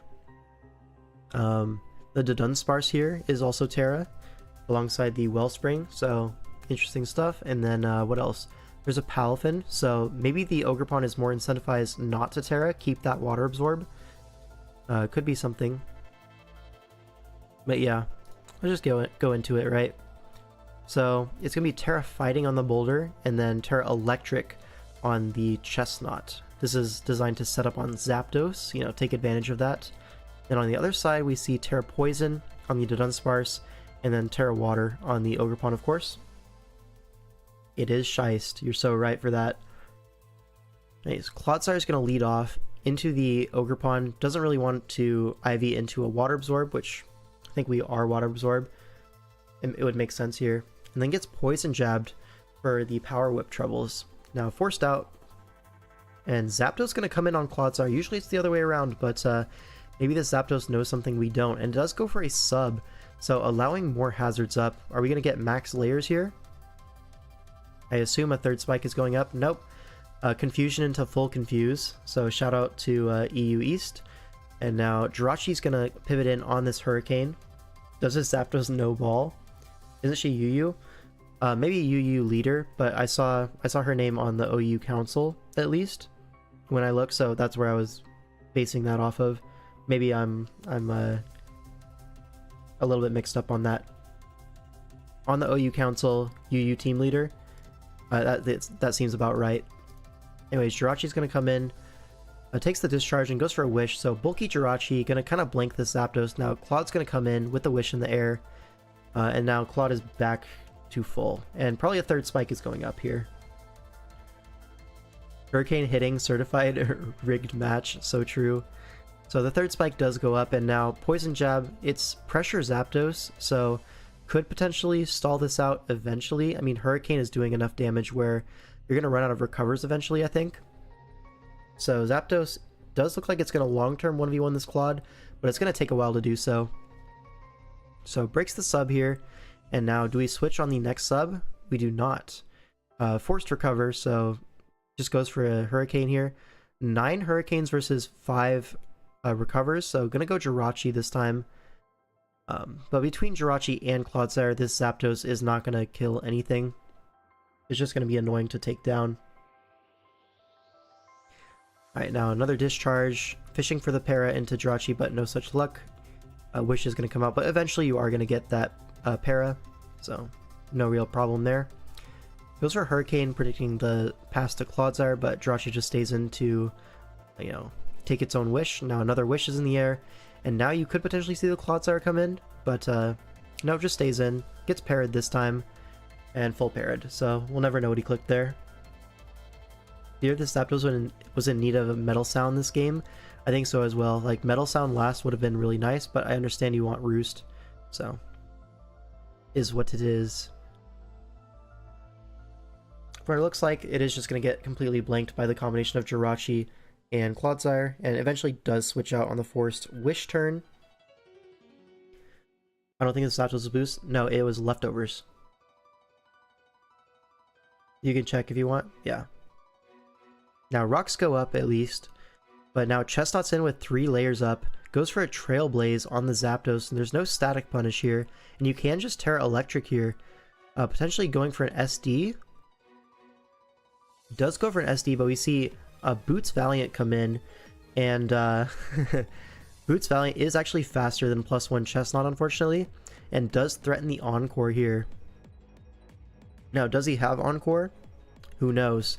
Or she, sorry. But threatens the Encore. So JCM gonna scout for that, goes Clodsire. However, Moonblast is gonna get clicked. So kind of reveals no Encore. So if we're able to set up that situation again with the Chestnut, then next time it will probably just sweep the game. You wear Roost, unfortunately? Yeah. I mean, Roost makes sense, right? But Psyshock gonna crit the Clodsire. I don't know if that mattered. Probably not. Anyways, Iron Boulder's gonna come in, force out this Valiant with a threat of Psychic Stab. Goes for a Swords Dance on the switch. And then close combat's the Crocodile. Gonna die through the Choppleberry. This is +1 Boulder. And now what? Goldango's gonna come in, and Chestnut is gonna be the switch into Goldango Walls. The combination of Make It Rain and Shadow Ball with Bulletproof. So very cool interaction there. Also immune to T-Wave, so really hard walls this Goldango, but 35 for Make It Rain is a lot. Now Valiant's going to come in, but we're not boosted up at this point, so Jirachi is going to be the switch into Valiant here on the Moonblast, but it could be Shadow Ball, could be CC. Both of them would do a lot of damage to Jirachi. Goes for a knockoff, same thing, but barely lives and goes for a Psychic Noise, so that's going to put it in range of Chestnut for later. Very nice. So Jirachi kind of gets its chip off, but does go down to the next Moonblast. Now Boulder comes in, and now what? Goldango's going to come in on an Earthquake, calls out that play perfectly, and now what? Dunsparce comes in. Now Valiant's going to come in on that. Threatens the Encore here on the Coil turn. So does Lily scout for it? Does not. Goes for the Terra, actually doubles down on the Dunsparce setup. Gets Encored for her troubles, and now something has to switch into this Moonblast. No, it's actually a substitute, so even more sinister. But yeah, now Moonblast's going to come out. Almost 2-hit KOs the Zapdos, but not quite after leftovers. Maybe on turn 39, a Moonblast would have been in order. Would have 2-hit KO'd without the leftovers chip. But either way, now Chestnut's going to come in. Great double to the Dunsparce. Lily keeping herself in the game, but Swords Dance Chestnut is going to outpace this Dunsparce. It sets up a little bit faster. But goes for a Thunder Punch immediately. I think another Swords Dance would have been completely fine. But gets a crit immediately, and that's going to 2-hit KO. And that might just be the game here. Ogre is going to come in, but this doesn't exactly kill. Power Up gets a critical hit even, but Trailblaze is going to come out. Knocks out the Ogre Pawn, but now, after that crit, you are going to be in range of the Iron Valiant Moonblast, unfortunately. So Chestnut not going to straight up sweep, but did take down the Wellspring, and now Iron Boulder is going to come out, and Shadow Sneak is revealed. So if no Shadow Sneak, this was going to be like a Zen Headbutt or Earthquake or whatever. I guess Earthquake kills the Valiant, and then Mighty Cleave kills the Zapdos. It doesn't have Psychic Stab, it looks like. But yeah, game-saving Shadow Sneak here. Now makes an actual game out of it. So Palafin's going to come out. And now what? Gonna switch to get the form off, sacks the Valiant. JCM not willing to go for a speed tie with his own Valiant. Thinks he finds a better path here by going Palafin. Can go for a Jet Punch. It is gonna knock it out here with the form change. And now it's Zapdos versus Palafin. Is this max speed Zapdos? It's gonna live a Jet Punch, but Wave Crash is gonna kill it. And Palafin outspeeds, and that's gonna be the game. So potentially a speed tie, but also the Zapdos could have been a bulkier set. JCM finds, you know, this path of going for a speed tie is a little bit better than the Valiant speed tie, because the Zapdos might not even be max. So it might not be a speed tie. In worst case, it is a speed tie. He plays it pretty well and able to win that endgame. Sneak Crit didn't save her, right? No.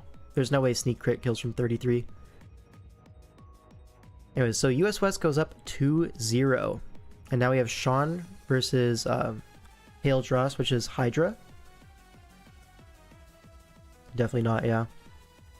Alright. Next is you, yes, correct. Now we have this cool Terra Tusk team with a double steal. My teammates made this, they were pretty happy with it.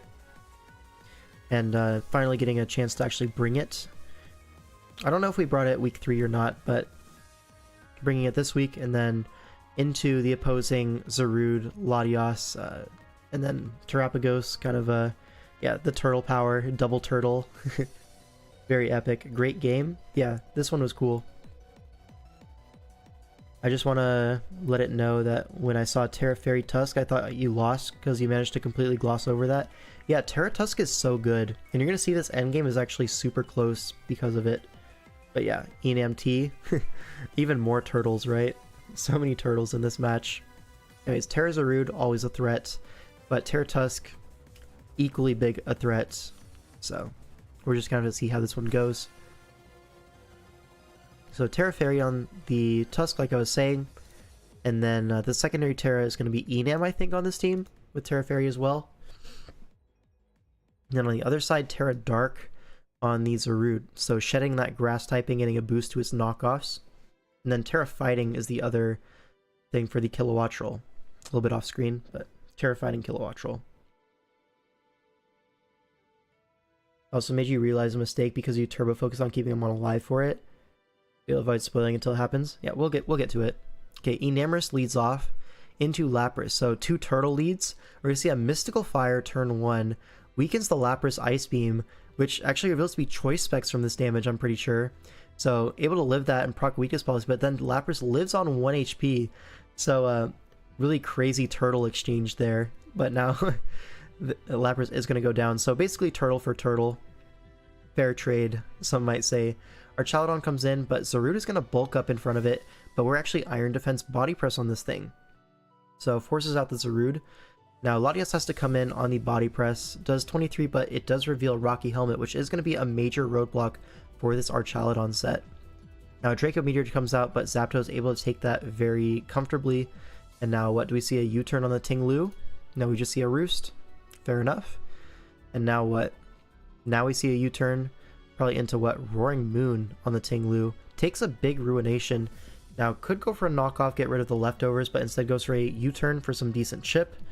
Back into the Zapdos. On the next Ruination.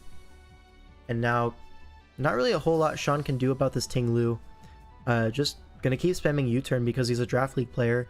But now Roaring Moon is gonna get put in range of the Rocky Helmet. So is gonna go for a knock. Would love to get rid of the leftovers on this Ting-Lu.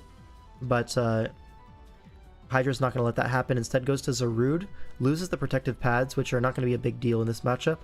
Now goes for a knockoff on the Archaludon. Gets a stamina boost, but Latios is able to blank that thing pretty well. Goes for a Drain Punch though. If the Body Press is clicked here, that could have been pretty big, but no. Dragon Tail's predicting the Latios. So it gets that wrong. Now Ting-Lu is dragged out, and now Body Presses into the Latios. Overall, you know, Hydra getting a lot of turns right there, knocks it out with the Draco Meteor. But now Latios is a little bit chipped, and Roaring Moon's going to come in, force a KO on it, goes down to Helmet, but that's a trade Sean was willing to make. Now Zapdos comes in on the Kilowattrel.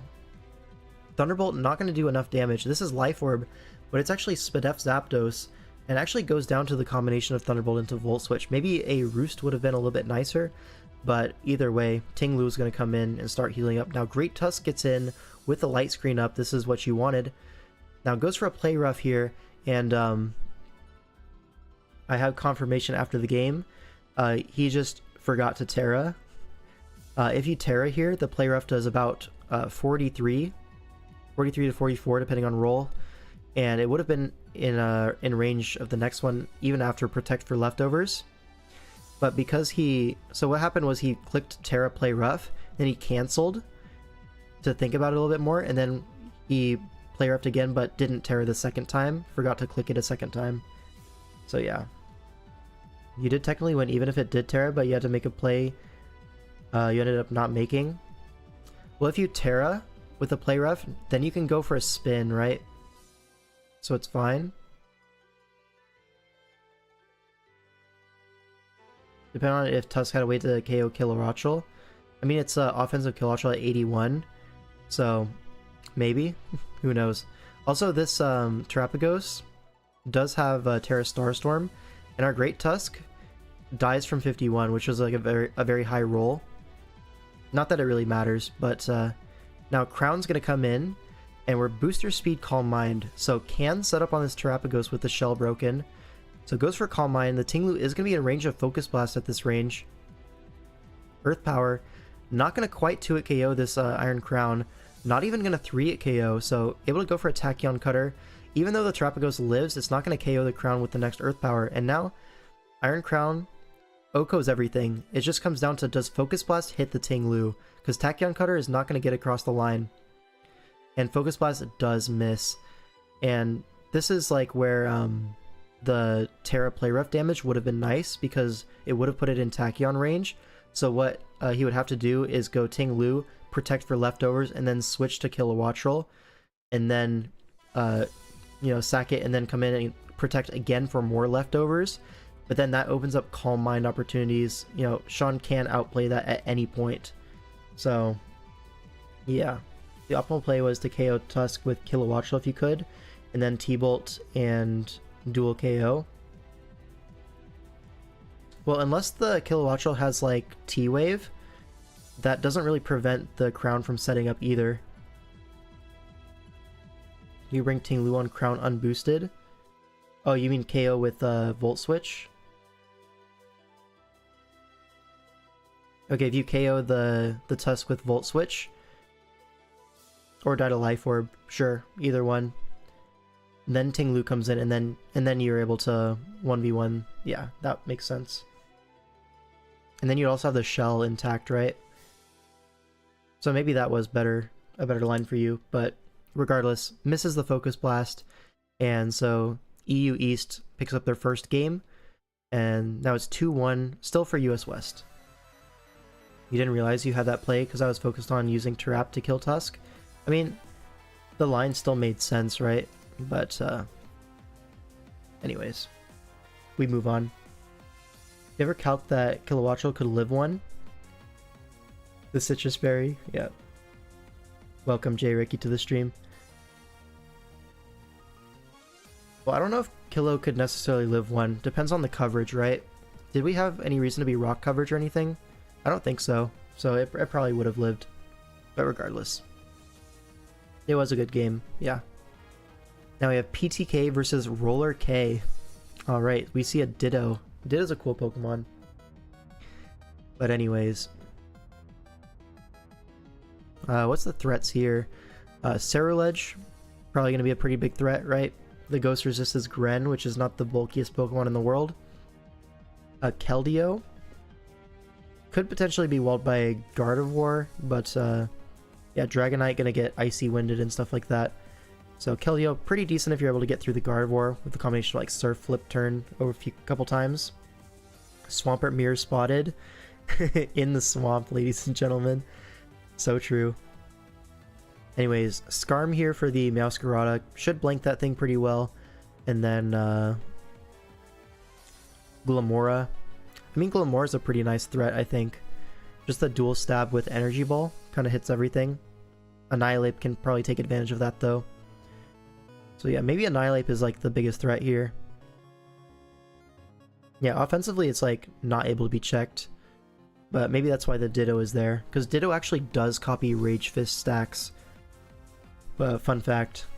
Like if Annihilate gets hit a bunch of times, Ditto will copy the Rage Fist stacks that it has.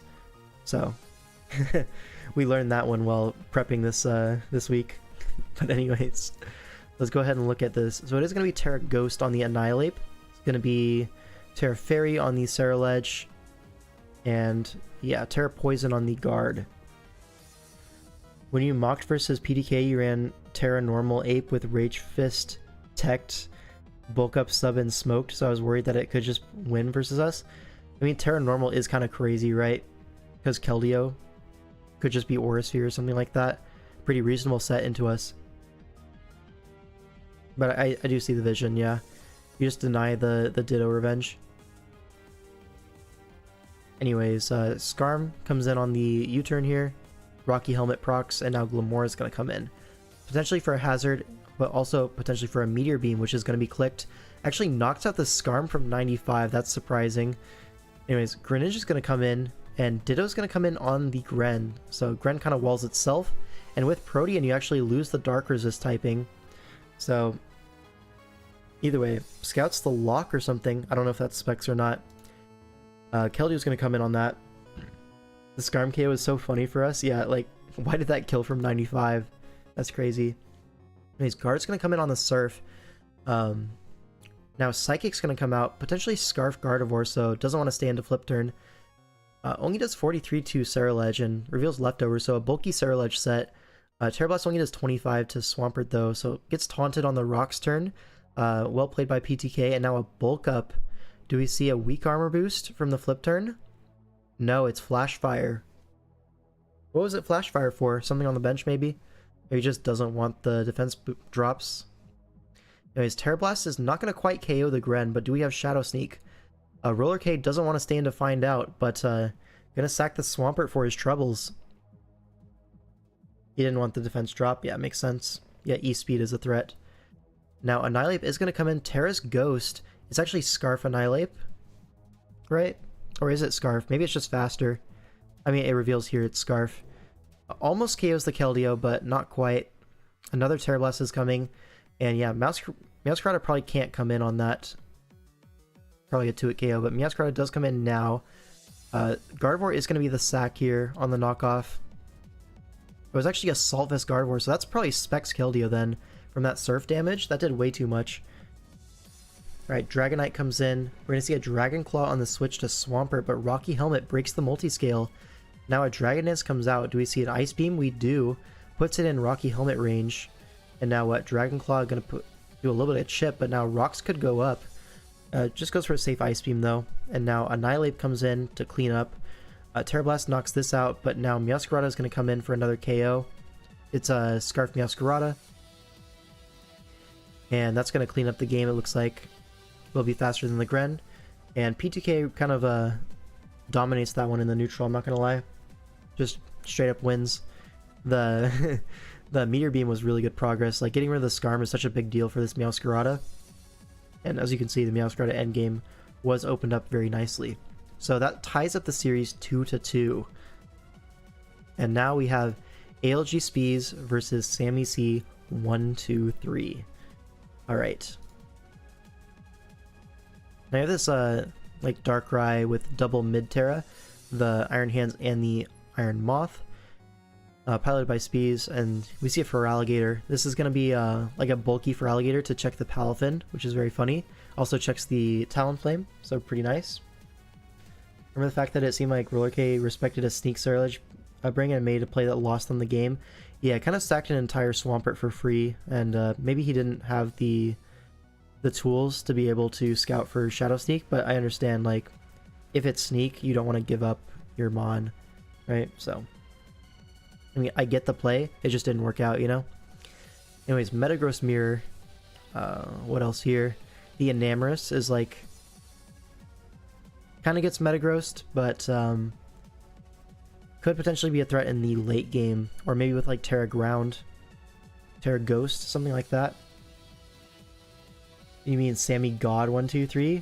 Maybe I do mean that. Let's find out. Welcome to the computer lab, ladies and gentlemen. Is this the computer lab? metaGROSS is a PC? Who knew? Anyways. Mentioning Stellar Terra to open for Palafin versus Terra Hands and Moth. Terra Stellar Enam. I think we did mock versus that a lot. Is this the metaGROSS Masterclass? No, not quite. That's going to be later. That was the idea for the game. Yeah, makes sense. Anyways, like you said, it is going to be Stellar Enam. And then on our side, it's going to be Water Iron Hands and then Grass on the Iron Moth. Is there any secondary Terras? I don't think so for Sammy's side. Anyways, Quillfish leads off into the Iron Hands. Gonna go for a Spikes as Thunder Punch comes out. It's Sash Quillfish, but gonna scout for the Destiny Bond, goes metaGROSS, but it's actually Reversal instead of Destiny Bond on the lead set, so gets a big hit on our metaGROSS, which is gonna be a massive deal for this Enamorous. And yeah, metaGROSS is actually it's just gonna get sacked to Wave Crash, which I think was definitely a misplay.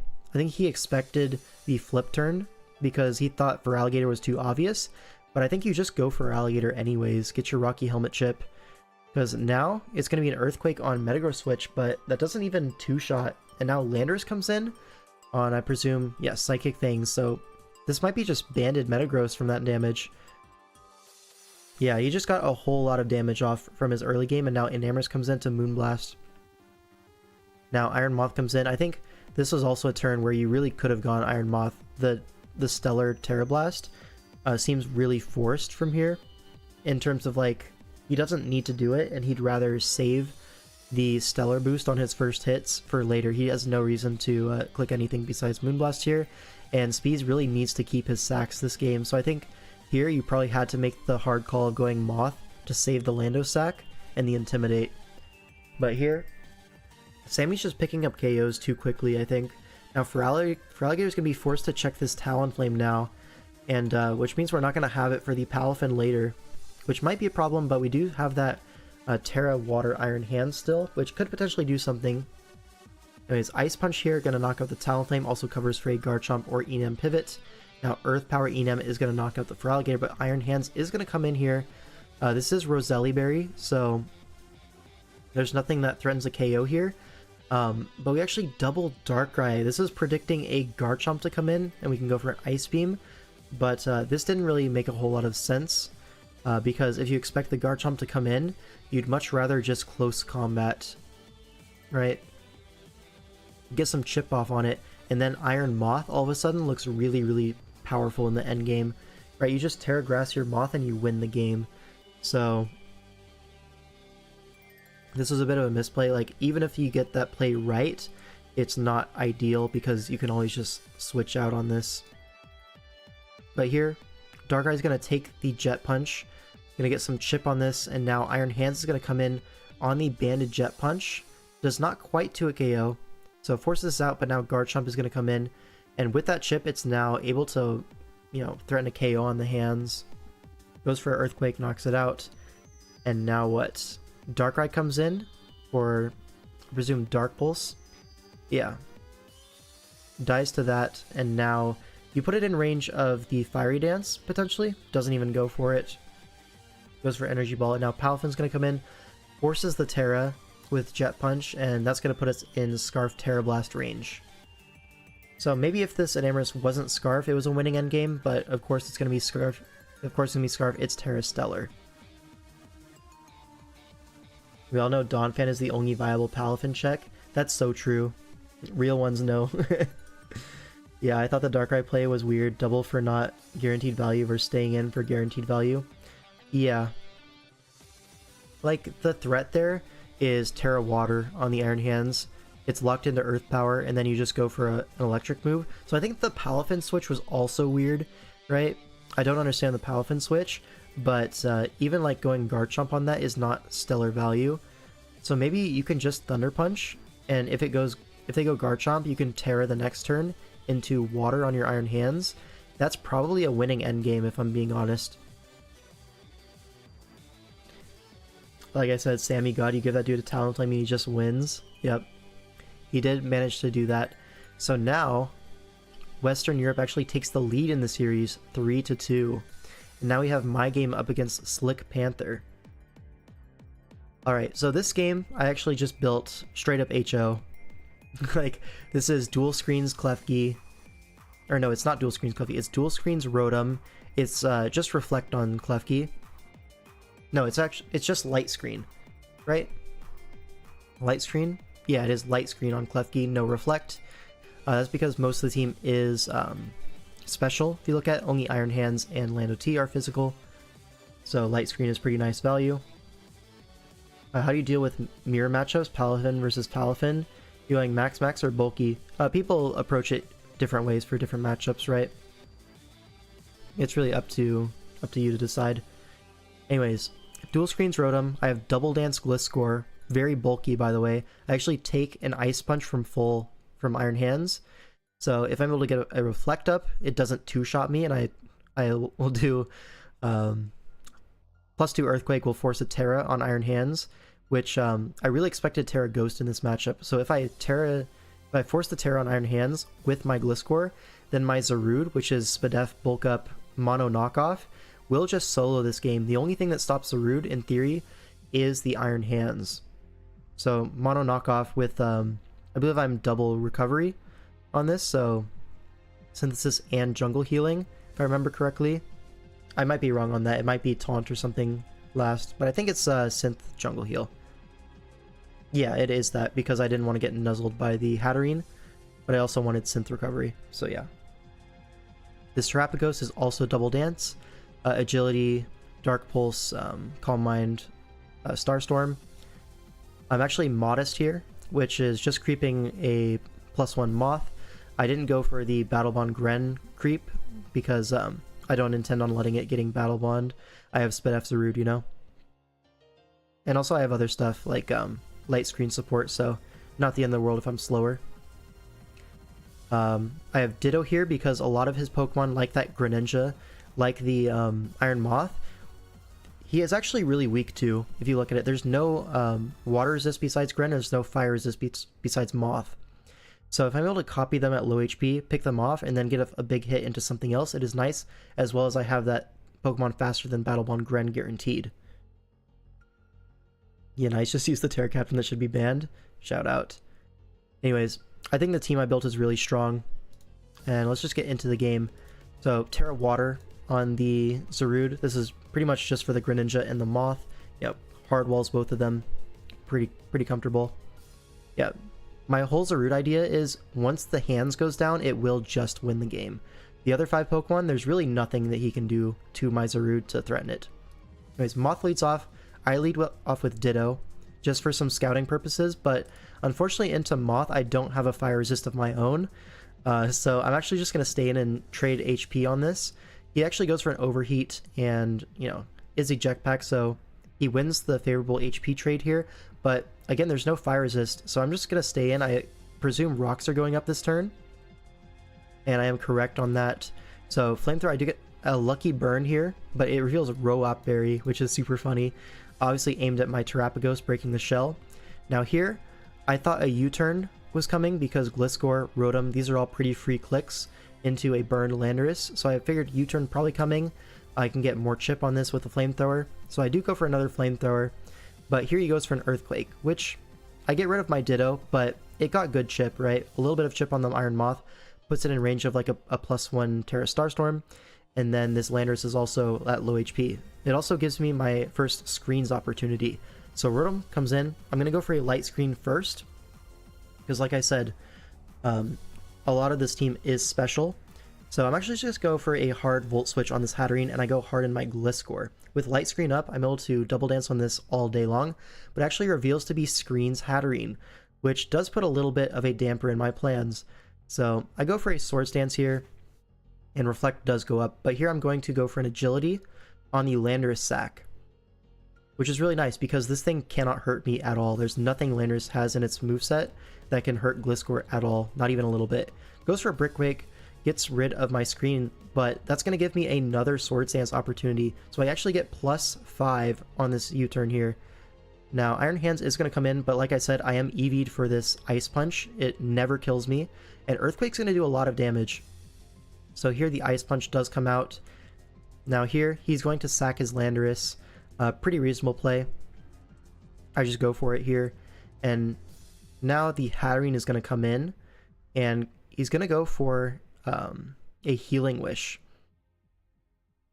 Now there's one turn left to Reflect, so Iron Hands is able to check my Gliscor, but it is going to take a lot of damage in the process. So that does open up my Zarude pretty heavily here. And now my Rotom is back in for another round of screens. And like I said, I really want this Iron Hands to Terra. It is Terra Ghost. So I really want it to Terra. The other Terra is Moth, which I think is Terra Fire, right? I think I forgot to mention that. Yeah, Terra Fire. But yeah. So Rotom comes in for another screens opportunity. Light Screen does go up. I am Light Clay, so this will last a long time. Now I Volt Switch on this Crown. I reveal to be faster. Now I am a very fast Rotom, but Crown should have outsped me if he was max speed. So I know this is some level of bulk, but 21 means it's not full HP. It's still offensive. So I'm thinking modest Crown, maybe agility, calm mind, maybe weakness policy, something like that. If I go into my Zarude, I'm very conscious of the weakness policy possibility, but I do have 6 turns of light screen to work with, so I'm going to go for bulk ups here. Now, he does go for iron defense, which is good prep, honestly. If I went for a knockoff here, I'd probably just lose the game, but here he actually doesn't have calm mind. There's no way to fit it in the moveset. He needs dual stab. So agility, iron defense, I'm thinking stored power and tachyon cutter. Makes sense to me. I'm just going to keep bulking up, and so he gets +6 on his Iron Crown, but as you can see, Tachyon Cutter is not really threatening my Zarude at all. Now the unfortunate thing is, even at 79%, +6 Zarude does not KO with a knockoff. So I do need to play carefully around my screen turns. And so assuming this is like max HP, max special attack, I want to make sure that my knockoff into no item knockoff is a 2-hit KO, and I want light screen to be up in my last turn. That's what I'm going to do. Here, I'm going to go for a knockoff because I have 2 more light screen turns. It's going to 2-hit KO this Iron Crown. It was a little bit less bulky than I thought it was, so maybe I could have gone for a knockoff the turn earlier, but regardless, this Zarude does trigger the weakness policy. I knew it was coming, but with light screen up one last turn, I am able to take any hit from this and knock it out. So this Tachyon Cutter comes in and crits my Zarude. And folks, not very cool. Not very cash money, must say. Now here, there is an argument that I could have Terra Watered to resist this. And if I did do that, I think even with a crit, I will live. But the main problem is that if I Terra Grass and then he stored powers, calling that, I just freaking lose. So I didn't want to do that. I just wanted to stay normal form. And then even if he does get the Tachyon Cutter off, my Zarude would have been at a range of HP where even Life Orb Greninja Dark Pulse is a roll after I Terra. It's a roll in my favor as well. So my Zarude, in all likelihood, would have been able to synthesis up versus literally anything else. The Iron Hands is going to be in range at +5 or +4, right? He ain't predicting Terra in that moment. It requires balls to predict that. Yeah, it's a favored 50-50 for me because he's kind of pressured to Ice Beam, but also I can Terra Water. So if he goes for Ice Beam into Terra Water, I completely wall that, and then I synth up, and then the game's over. If he goes for a Dark Pulse and I stay regular, the game's also over. So it's like a very favored 50-50. And if he Dark Pulses and I Terra, he still has to get the roll. So really favorite endgame for me. Taken away by a crit. But it's okay, actually. My Klefki can come in, and I have light screen on this as well. So that's actually going to end up saving me here. Tachyon Cutter does not KO, and I'm able to get off a T-Wave here. Slows down the Iron Crown, and we actually already saw that my Rotom is faster than this, and Shadow Ball will knock it out from here. So Rotom does KO this, and now Greninja comes in, I have light screen up, and I'm actually Terra Dark on my Rotom. Since my Zarude never got an opportunity to click the Terra because it got crit, my Terra is actually still open for my Rotom. You don't remember if the Gren was Life Orb or Specs Party? It is Life Orb. So I have Reflect up. Dark Pulse still KOs me though, because he's Life Orb. But with Terra Dark, I'm able to live the Dark Pulse very comfortably. And of course I get flinched. Of course. So I just was not meant to win this game at all, it seems. Because look at this, a Volt Switch on Gren denies the Battle Bond. That's the important thing. Then my Terapagos comes in. I can go for a Rock Polish. I can then go for Calm Minds on this thing. I literally set up at this thing's face, right? I still have another turn of Light Screen, at least. And then, so the Iron Hands is Terra Ghost. This comes down to a 50-50. Yeah, you changed it to Battle Bond. Okay. But anyways, say I get a Volt Switch off here.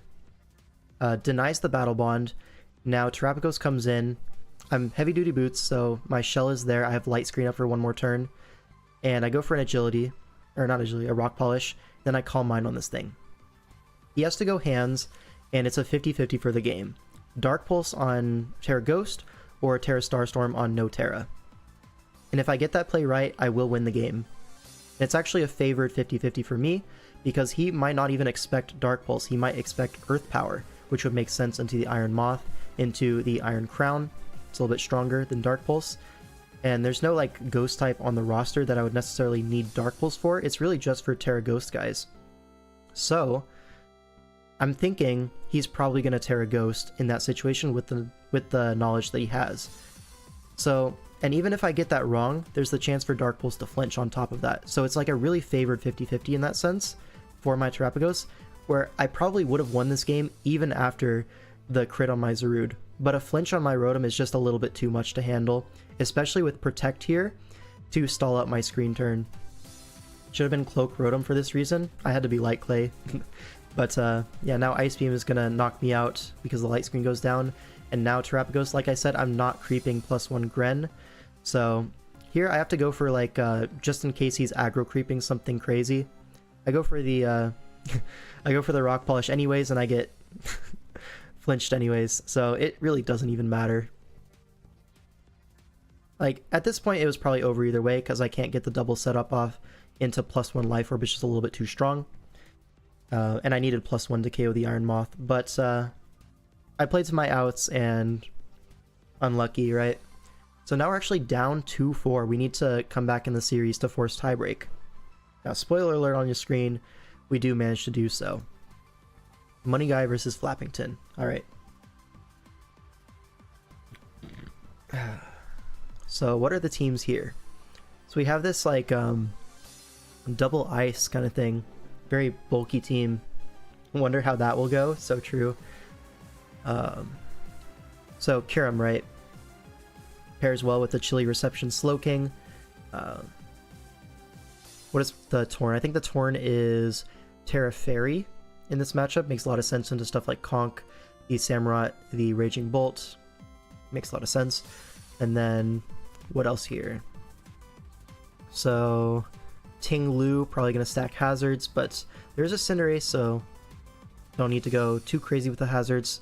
The threat of Court Change is there. Let's see, the Thundy is not Terra on this team. It's just a standard government issue Thundy T. But anyways, in terms of like Raging Bolt matchups, this is like not a great one, right?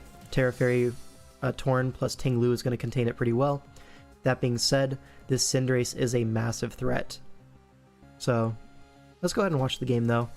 Like I said, Terra Fairy, and then on the other side it's going to be Terra Fighting on the Raging Bolt. Alright, Cinderace leads off into the Torn T. Probably just going to see a knockoff here. Yeah, get rid of any potential choice ban, and it is actually choice banded. Do you want to share your screen real quick? Oh, jump scare. We have an OG Albino in the chat. I forgot that the Discord noise doesn't like make one when you join your stream. Here, I'll go ahead and share the screen. Big. Which how many more games do we have? What series are we on? This is the last few games of US West versus US East, the initial one. Okay. So Pyro Ball, not going to quite KO. And now U-Turn, going to get a little bit more chip. Knocked off the choice band, so now Slowking can come in pretty safely. Pyro Ball only does 22%. And now U-Turn is going to do a lot of chip, 54%. But Slowking able to take that and go for a Chilly Reception, get that momentum. And Torn going to regen back up. Right. U-Turn regen again. I mean, Spike here? Oh no, just off quitter. Mm-hmm. Oh, that 8. Jesus. Yeah, it's the snow boost. Very epic. I know, goodness. Oh, that did not eat. Yeah, now Lando comes in, but just able to be U-turned on into the Ting Lu. Should be able to wall this pretty decently. Yeah, Life Orb Earth Power only doing 30%. But nasty plot. He's getting nasty with it. So rocks go up, but punished with a nasty plot. Doesn't kill, don't have Focus Blast or anything. Just whirlwind it out, yeah. Mm-hmm. So U-turn, a little bit more chip on Ting Lu, but probably a Ruination here. Yeah, Ruinates, get some chip on Landorus, very nice. And now pivots Thundy on the Earth Power. Now it's a speed tie. But Sludge Wave gonna outspeed and actually lives the Dark Pulse, so not quite enough. But now Sand Slash, insane play by the way. Goes Sand Slash on the Sludge Wave, and then gets the Shard opportunity. Very nice. So making plays here. Now Cinderace does get to come back in, and the Slowking's already low enough. Kind of have to sack something off. Rocks though, which is nice. Yeah. Yeah. Yep. Now misses Bleak Wind, but that's fine. AV Samurott though is going to eat the Terra Blast, so a little bit more chip on this Torn than maybe we would have liked, especially with a Sucker Punch, but able to regen most of that off with the U-turn. Now Slowking comes in, gets the regen, and now Torn comes in on a Draco Meteor predicting the Ting Lu sack. But now Ting Lu's gonna come in on the T-Volt, so we're just farming regen. Yep. Oh my goodness, coming on the Volt too. Want to see him do it again? Oh my god. He's too good. He's too good. And now Terra Blast's gonna get some nice chip. The money guy. 43. They do call him that. What's the Terra on this conch? It's Terra Steel, right? This is the secondary Terra, aside from Raging Bolt. Now Ting Lu is going to be sacked off to a Facade here. Totally outplay, up. Now Thunders comes in and doubles to the Torn on the Jirachi, gets that sweet regen. And now goes Slowking, scouting for Scarf Jirachi, makes sense. And now what? Flinch 1? Flinch 2? Are we playing DDP? Isn't that a different tournament? Finally goes for a U-turn. And now a Slack Off comes out. Now Slowking will live any hit from this Conkeldurr from this range, but it's gonna hurt. Yeah, Knockoff does 84% in exchange for Scald Chip, but that chip is actually really impactful for the Torn. I don't think we have coverage for Steel types on this. Yeah, it's Knock, U-turn, Bleak, and Terra Fairy Blast. So now Thundy comes in, lives a Mach Punch, and goes for Dark Pulse, which will be a KO. Nothing wants to come in on that. Now Cinderace comes in for the last time and misses Pyro Ball. Misses the Pyro. Oh, that's tough. W. That's my teammate dodging. Now actually switch to Torn here. Wants to keep the Thundurus alive because it's faster than Jirachi. And now Thunderclap is going to do a lot of damage, but Terra Blast is going to knock this out. Now Jirachi comes in, probably just going to see a knockoff here. Knock it. Yeah, it is Colbur. Colbur is nice too. It's just a Thunderous Volt switch into Dark Pulse, I think. No, it goes for the Dark Pulse initially. Yeah, it is Scarf, yeah. I say otherwise, yeah, you just Volt. Volt and the Dark Pulse have killed though? I wonder. It looks like no. Physical. 36 from. I was gonna say, like, it might have just lost if that was the case. Like, if this wasn't Scarf, but Scarf either physical way. too. A little bit of plot armor versus that Cinderace, but you know, call it even, right? We just saw my replay. Call it even. Anyways, then we have Game 8 for the series. If Zebstrachem down wins this, they move on to top 8. If Fagos wins this one, he brings it to tiebreak. And we're using this epic Keldeo team. I love this team. It's so good. I helped build this one, the Zarude team, and the Psy-Spam team with Raw Gambit. Those are the 3 that I helped with. This game was so funny too. Psy-Spam Raw Gambit. Dude, Psy-Spam Raw Gambit is actually so fire. Like, I think week 1 we had Indeedee plus Hawlucha plus Expanding Force Deoxys Speed. It's like such a fun team to build with, I'm not gonna lie. But anyways, this team very colorful, very nice. The main problem with this team is that the ground resist is Moltres, which I'm coming to realize is not a great Pokemon in terms of ground resist, because they all get rock coverage. Regardless of the result of this game, who's the better player here, Zeb or Faye? I think Faye has been really nice in World Cup. I haven't seen him too much outside of that, so it's a small sample size, but I think he's been really piping up in the games, so I have to give it to him, especially because he's my teammate. A little bit of bias there. Never hurt anybody. The ground resist is Terra. Yeah, but you don't really want to be running like Terra Flying on your Raging Bolt, so we won't be doing that, you know? The ground type is Iron Treads though, which is actually wallable by Sableye, which is pretty nice. So there is that. All right, let's just get into the game. Such a fun low tier guy. Absolutely love that guy. I like Sableye a lot. You need your 1, 2, 3-point shitter. Sableye's the goat. Yep, he forces a lot of prep even if he doesn't come, which is nice. And then in these like elephant matchups, he can just spin block for you.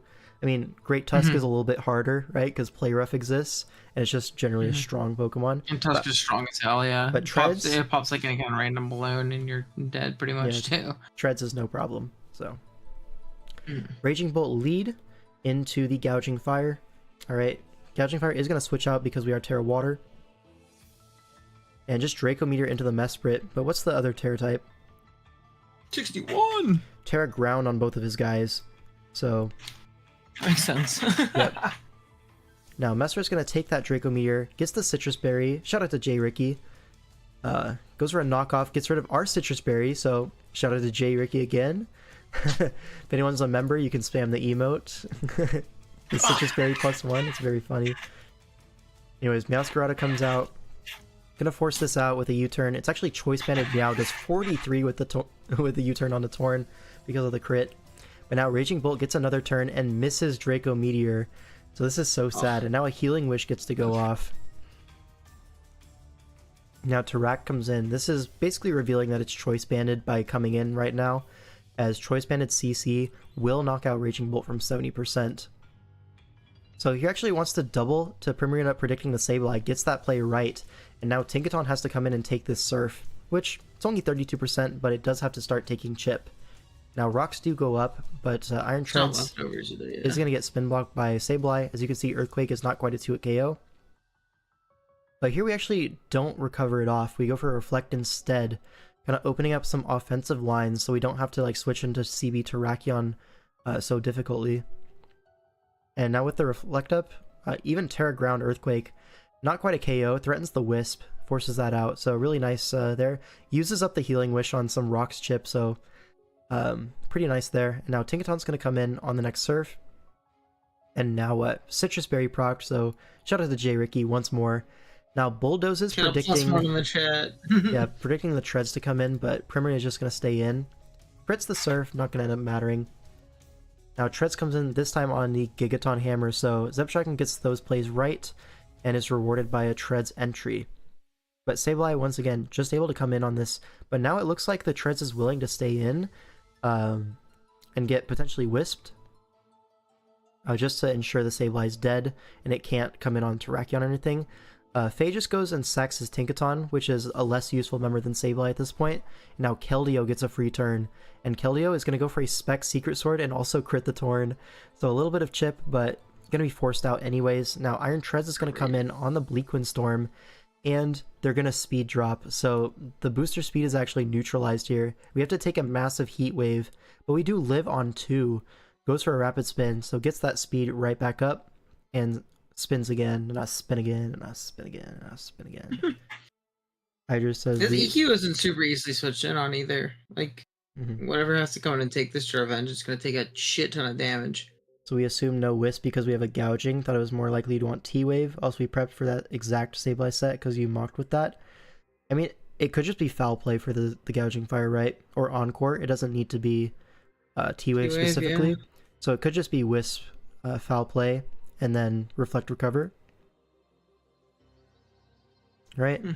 No, that yeah, or even just an Encore over Reflect, right? Yeah. You always just unlock it. It's not like Gouging like sets up and takes advantage of Wisp. But revealing Reflect means it's probably not Wisp, right? You don't double down on that sort of thing. Because you need something for the Gouge, which is Encore or T-Wave. So yeah, it makes sense. Yeah. Is now the Torn does go down, and now Terrakion comes in. We know the Quick Attack's coming, but he doesn't have the balls to go Sableye. Unfortunate. But now this is rewarded with a Meowscarada KO, because even a bulky Gouging Fire like this one is, I'm pretty sure, pretty bulky. 2-hit KO'd by Banded Triple Axle. So Jesus, this one's strong. Does get 3 hits both times, fortunately. And now Primarina comes in. It's just gonna be a Sableye sack. This is my fault here too. Oh, what did you do? Raging Bolt comes in, goes for a Thunderbolt. Now this was interesting, right? Because Flower Trick is a free KO here, but I guess he assumed that Rindo Berry is more likely than Wakan Berry, and the Raging Bolt is not too useful against 2 ground types. So I understand the T-Bolt here, but either way. it's not going to be too impactful here. It actually makes a pivot to Terrakion on the next Thunderbolt, so it would have lived a Draco after the drop anyways, so no point predicting it. Now CC's going to pick up a KO, but now Meowscarada comes in, and this was a strange play. Primarina comes in on a triple axle. Now the reason we're triple axling here over Flower Trick is because triple axle actually KOs treads from this range, and Flower Trick does not. So Zipshotgun has to go for a miss, but we actually just switched to Keldeo anyway, so I think Flower Trick would have been I was gonna say, can't you just Flower Trick and go hard Keld and still be fine? So this Keldeo is actually like really a lot of defense. Like, it's max modest, but it also has a ton of defense and a ton of HP. Like, there's no speed on this Keldeo at all. So Earthquake, the main problem here would be like a spin into Supercell Slam, like normally speaking, because you spin on the switch, you get rid of the rocks, that's kind of whatever, but the speed boost is important because you outspeed Meowscarada.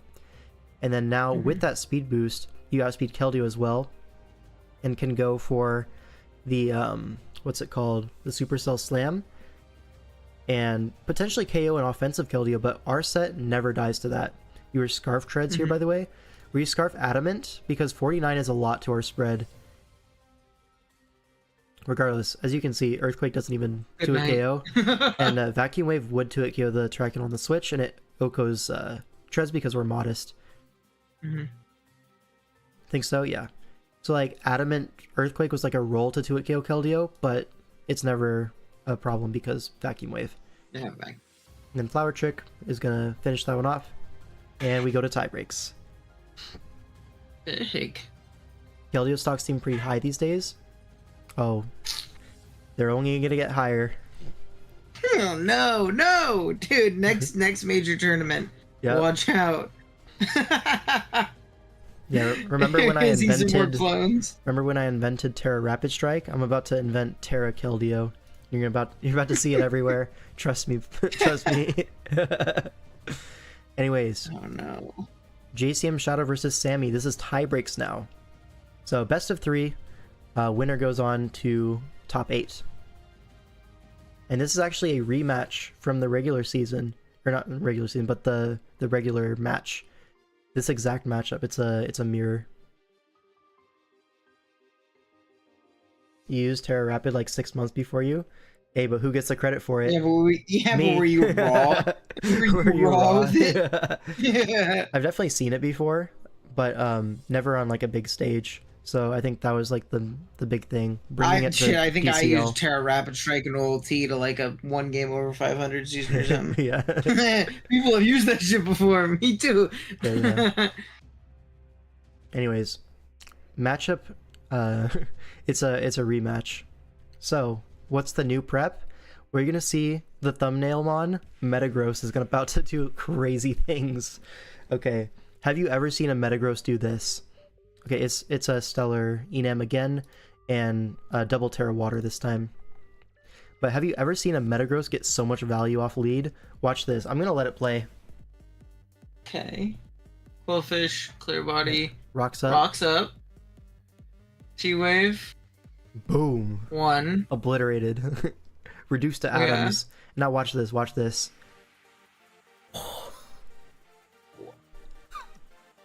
He's not over. It's not over. It's not over yet. He's not done. Time to pop the form, baby. He's not done. Oh my god. And the knockoff on metaGROSS. This isn't. Does he even kill at 81? He escapes at 81. Oh my god. Rock ship is half health, no item. metaGROSS kills 2 mons. Yeah. Sack the Terra Stellar guy. Oh, dude, unlucky Wisp miss. Yeah. Goodbye, Talonflame. You suck. Yo. It's all over the ceiling. I'm funny for that. Don't say that. Not again. And then the Shukaberry. He deserves a good rest. No, dude, hacks. It would have gotten another one. Yeah. Damn near. It would have KO'd the metaGROSS. Not KO'd, but another knockoff. It would have gotten another fucking 80 billion on it. Mm-hmm. Dark Pulse. This one, I don't think these two Pokemon with rocks up are gonna be able to win this game personally. No, you can literally just sack We're in a Landorus to spot where Ice we can Punch. just like raw sack our Landorus Yeah. just for helmet chip. Yeah, That's so silly. because now it's a Darkrai range, and Darkrai Ice Beam prevents any scale shot from getting out of hand. You know. Yep. That's just usually games go well when you get 2.5 on lead plus rocks. Yeah. It's 2.5 on lead plus rocks is plus you crazy. escaped at 81. Like you weren't even chipped. I just got the guy again for later. Can we It's get not a good for team morale. I can't instant lie. replay on that one? World's We strongest need like an metaGROSS. MLG edit of JCM's fucking metaGROSS. That's a good YouTube short burger where you're at. He blows up the Quillfish. Explosion in the back. That's actually such a good idea. If Burger's not in the chat right now, I'll definitely let him know about that. Dude, put some fucking sunglasses to have him fall down on metaGROSS' face. Oh, it goes so hard. Yeah. Nonchalant metaGROSS is going crazy right now. And he lives at 81. He even goes Lando on the EQ. Like, he's just too good. So not a good start. Yeah. This, not a day before in tie breaks. Oh, that's actually a fun story, right? Managed to get same start prep a day before. So our third match, which is 64 squares up against Slick Panther, we actually didn't have a paste like an hour before the game, you know? So we in similar boats there.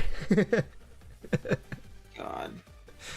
But anyways, knowing this to be true, me versus Hydra, this is a must win for me. I'm thinking, yo, my teammate does not have a paste and the game's in an hour.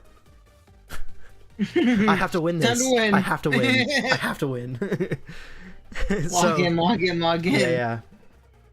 So I'm up against Hydra, and so we actually mocked against no DNCs. Instead, in the slot, it was what was it? I'm actually gonna double check because I forget. Matchup. Right, it was a Corviknight in that slot. So with DNC, this gives you a Draco resist for the Raging Bolt. Now this will be important for later. Chat, is this foreshadowing? Yeah. So Corv is really nice here because it completely hard walls my Meowscarada. That being said, Corviknight is also, like, the whole idea behind my team is I U-turn on the Corviknight and I bring in my Modest Specs Keldeo and I collect with Surf. Because Modest Specs actually one-shots Tusk from full. It does like 80% to Corviknight with Hydro Pump if I ever need to go for the high power move. I have Surf and Hydro Pump on this set, just in case. And then Deoxys Defense, Surf is going to 2-hit KO it after rocks, most spreads. If he's Boots, then I can go for Hydro Pump, you know. It's fine. Are we finding out what Corviknight is fucking terrible, chat? He checks the guy he's supposed to, but then you lose him on every time if they get out aggressively because that mon sucks. But anyways, so alpha threats here are the Keldeo and my Specs Raging Bull. I have double Specs on this team, so that's my main offense, is those two. And then to support it, I have U-turn on my Meowscarada, which is Scarf, you know, faster than Moon, faster than +1 Tusk, all that stuff. I have Max Fizdef Moltres, which is barely able to take an Ivy Cudgel into a Rock Tomb from that Ogerpon Hearthflame. And then Tinkaton is going to be Balloon with Pickpocket, and it's just going to be my Rocker Encore for like a setup Deoxys D, that sort of thing. Just generally like a good Pokemon with T-Wave as well. T-Wave support is really strong once the Great Tusk does Terra, as nothing really enjoys being T-Waved on his team at all. They're all... Genius is spitting in the chat right now. He said, sounds like AV Braver Corv would have smoked that Geld. He probably wouldn't have checked the Meowscarada then, but... AV Corv probably would have caught me, I'm not gonna lie. It probably would have. But also, I would have gone They have to call that you're Bolt. not knocking into it, ever. Well, what happened is I U-turn on it, there's no Rocky Helmet. So I'm like, interesting.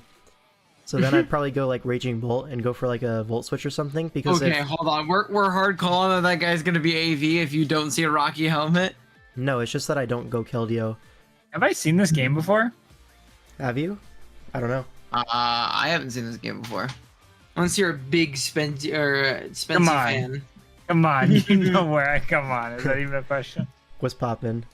Anyways, Brand new wave just happened. folks at Oh, home, there this goes is Owen. Diet Tight in the chat now. It's not like I'd expect AV, it's just that Keldeo doesn't kill after a U-turn. So I would need Chip to even go into Keldeo in the first place. And usually my play into Corv was go to Tinkaton and Stealth Rock up as they U-turn and I steal their helmet. Like that was the line that happened a lot in Mox. And then after the helmet is gone, now my Meowscarada U-turns are more free. And then if I'm able to get rocks, which my Tinkaton would be able to do in that situation, then it's taking rocks plus U-turn, and that's going to put it in Hydro Pump range. So in that sequence, I would have stolen the AV off of it anyways, right? So the sequence actually doesn't work either way for AV Corv. But anyways, it didn't happen, right? We're just talking about make-believe situations. What actually happened is, it's Terra Fairy Tusk. I thought this was pretty likely, considering Raging Bolt is so strong. But then Terra Ghost Yancey, which I didn't face in Mox at all. Here your game was to solve how to win before Specs Morph break me. Yeah. So I lead off with my Raging Bolt. Just kidding. I was leading Raging Bolt in all my Mox, but given that Diancie came to this game, I thought I didn't want to give up a positive Diancie matchup turn 1. And like even if I do get a good Raging Bolt matchup, it's not like Draco is free.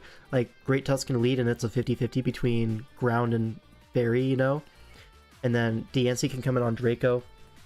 It's whatever, you know? So Tinkaton leads off. I just wanted to see if I could get rocks up early. But Ogerpon leads off and I have to go with my Moltres really early. But Ivy Coach only does 16, which means this is like a max HP, max speed Ogerpon. At the very least, it's no attack, right? So here, I actually have Brave Bird, but with max HP, it doesn't KO. So I figure if he's going to Rock Tomb me, sure, but I'm going to get momentum out of it. I go for a U-turn, chip it a little bit, and that's going to put it in range of my Raging Bolt Draco, even if he knocks me off. So he did reveal knockoff. He goes for a knockoff here, and I just go for a Draco. I figured he's probably not going to go into Diancie here. I don't know. I just called it right.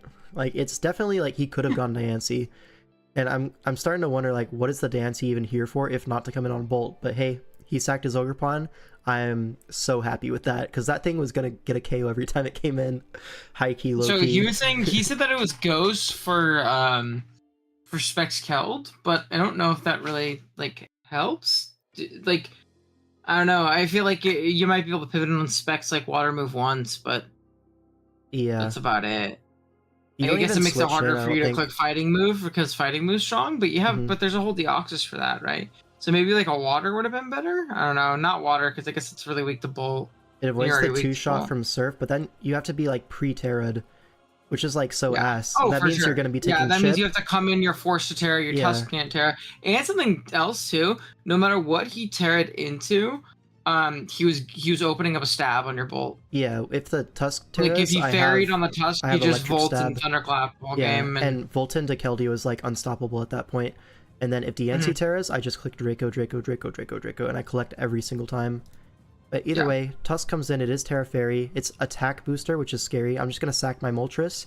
He goes for a Stone Edge, not risking any like rapid spin on Flame Body, but now Keldeo comes in, and since he's attack booster, I know that Surf is just going to KO from full. Which is so funny to say, but it just KOs. Now Deoxys comes in, Surf is a 2-hit KO on this. I'm modest Specs, man. Now Roaring Moon is going to come in, but that's good chip, right? Really good progress towards my end game. Now Treads is going to come in here. I figured it's probably going to be an Acrobatics or a knockoff this turn, or maybe just something predicting the Tinkaton, right? Breaks the balloon. And I don't want to stay in with my Keldeo and lose my Specs to a knockoff or anything like that, so I go Treads. I think an Earthquake is not coming into a balloon Tinkaton. So, goes for a knockoff, I live, and now I go for a sub. I'm actually sub Endeavor on this Treads. He actually calls this. I really thought about Earthquaking here, which would have 2-hit KO'd the Deoxys, but I just couldn't do it. And now Earthquake, I just see if I can crit maybe, but no such luck. My Treads has to get out of there. Now Tinkaton's going to come in on this Deoxys. I threaten Encore here, so I figured he's probably going to switch into, I don't know, maybe the Great Tusk, maybe the Diancie. But looking back, maybe he doesn't have a switch here, so maybe I should have Encored. But I'm going to just set up rocks on the predicted switch as he goes for a Nightshade. So My balloon is broken, and that's a big deal for the moon and for the tusk. But either way, I go treads here. I catch that, and I'm going to go for another endeavor on the Deoxys. I could have subbed there. Maybe sub was better. But either way, like, I get pressure stalled out of the endeavors. He can always recover on that, so either way, this is fine for him. I go into Raging Bolt, and I go for a Volt Switch here, because I didn't set up punishment. Great Tusk in there is like an absolutely wild play. You cannot do that. So now I go into Tinkaton, and I will reveal the Encore this time. Here he goes, Great Tusk, which is what I thought he would do the first time, but now he catches me on that. I get a little bit of Play Rough chip, and that's actually a big deal here. You're going to see why later.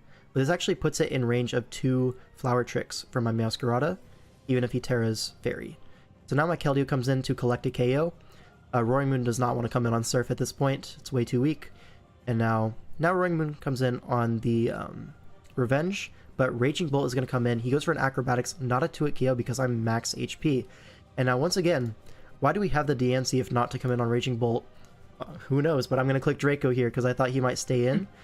And removing this means there's no water resist at all. So my Keldeo, if it ever gets in on Tusk or DNC, is just going to KO something. A Bundle as well does not KO my Keldeo from full, unless it's like Specs, and in that case, whatever, man. It'll be slower than my Meow. Whatever. So I have a few win paths here, right? You see everything's weak to Flower Trick, right? So Scarf Flower Trick is one of my win paths. The other win path is Keldeo, right? If I'm able to deal with this Great Tusk, I know it's going to go for Rapid Spin here. So nothing I can do about that. Just sack off my Great Tusk, or sack off my Raging Bolt. Now Meowscarada comes in. I am faster, and so Meowscarada, its bulk is such that another Rapid Spin into a Play Rough, if it's max attack, which I thought it probably will be because it's attack booster, is a roll massively in my favor to live the combination. So I'm thinking I just go for a Flower Trick here. The game's wrapped up. If he Terras this, he can't Terra Diancie. And if he doesn't Terra this, then my Meowscarada will be picking up a KO right now this turn. You know? So he goes for Terra Fairy. It's pretty reasonable. Like, he has to go for it.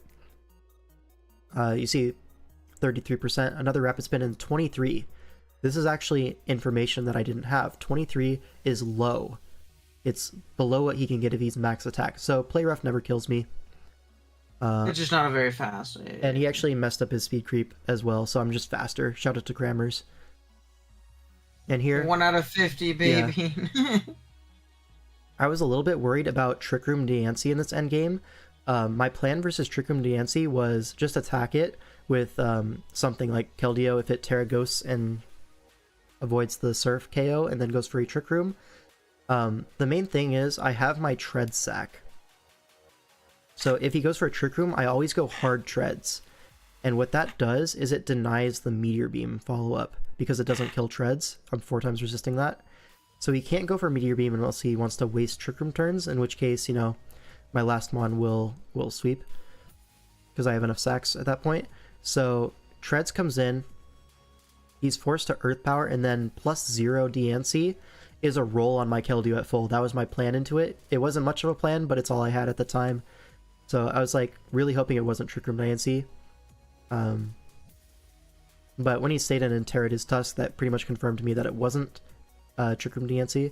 So now Meowscarada is just gonna clean up. It's all good. Big.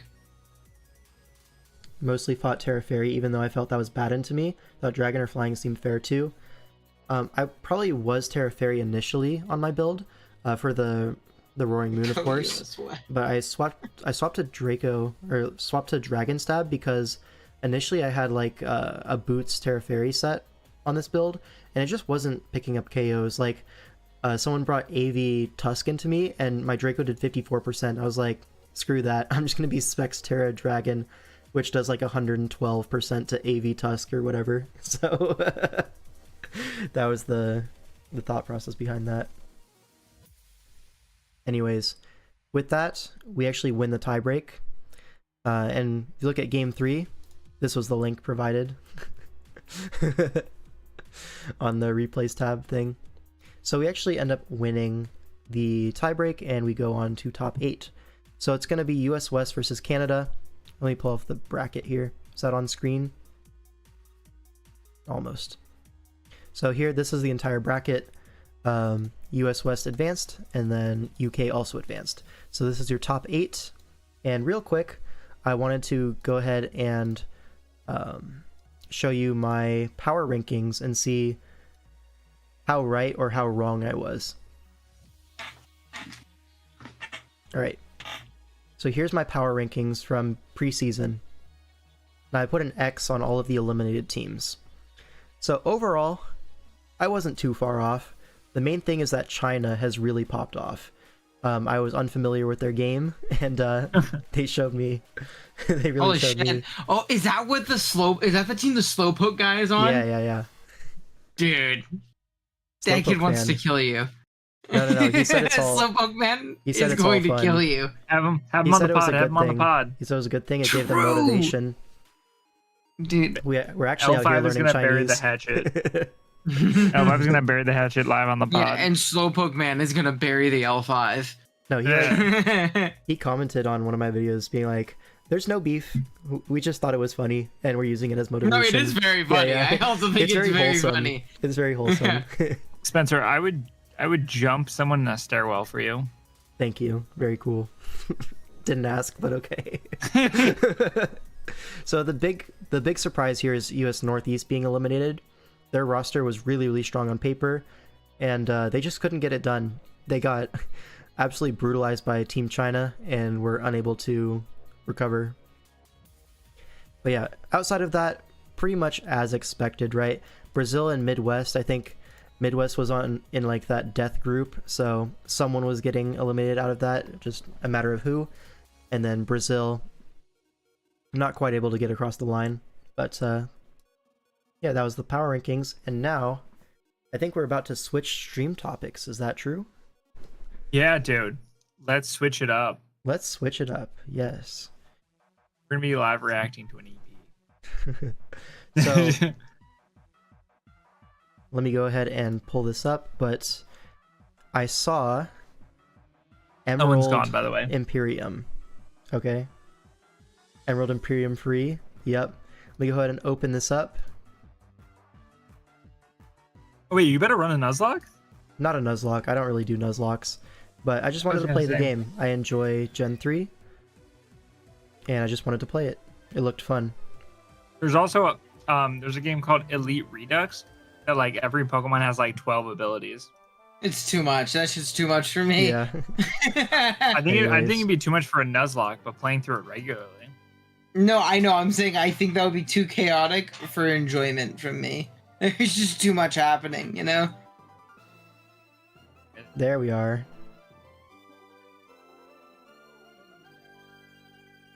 Big. How do I fit this all on screen? It's not the same size. It's not. Do a window capture in OBS and just like Oh, it is. It's a window capture. it is window. Oh, then it's either Alt or Control or Shift where you can kind of like stretch it a little bit. So you just make it to where like it's as close to your full screen as you can, Oh, I see. and then you kind of like stretch it a Can I little do bit. that? I mean, that just gives it the black bars. Yeah, Spittle. That's fine. I mean, yeah, it's better than nothing. They just put your face cam over the top, man. Yeah. Yeah, where's your face? It's not on. Well, it's on his stream. I'm pissed. Okay. Have fun with Emerald Imperium. Are you nuzlocking it? Or are you just playing? No, just playing. Ooh. Alright, have fun. Let's see. Window capture. Let's make it bigger like that.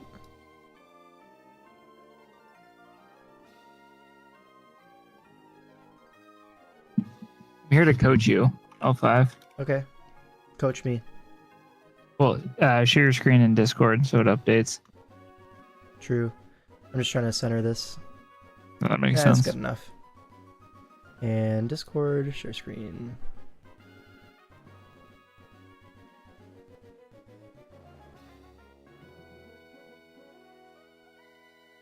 Is that working? Looks like it. Yeah. Yeah, it's working.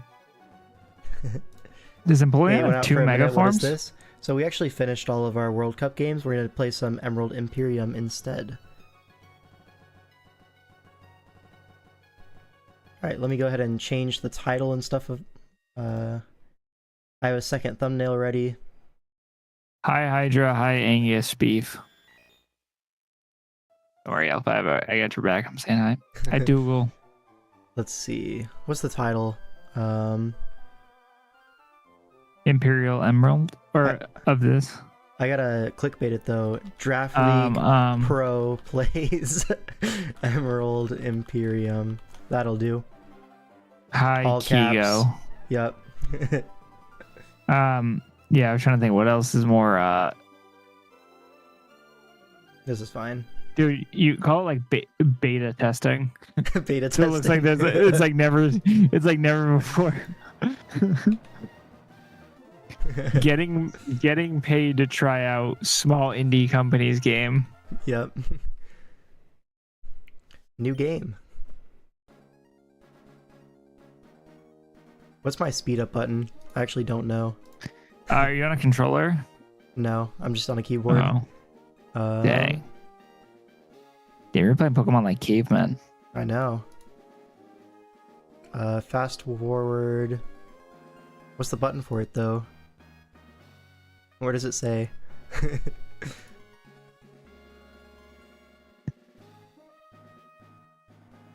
Does anyone know? This is MGBA. What's the speed up button? I don't.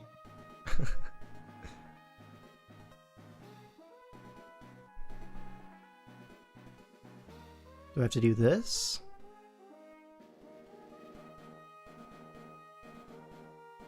S for S speed? for speed. Is No it way, really? right?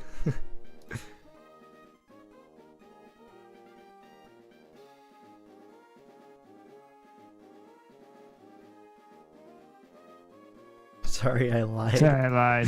It happens, Damn, bro. you It broke happens. all of our necks. I don't know where it is. I'm actually gonna Google this.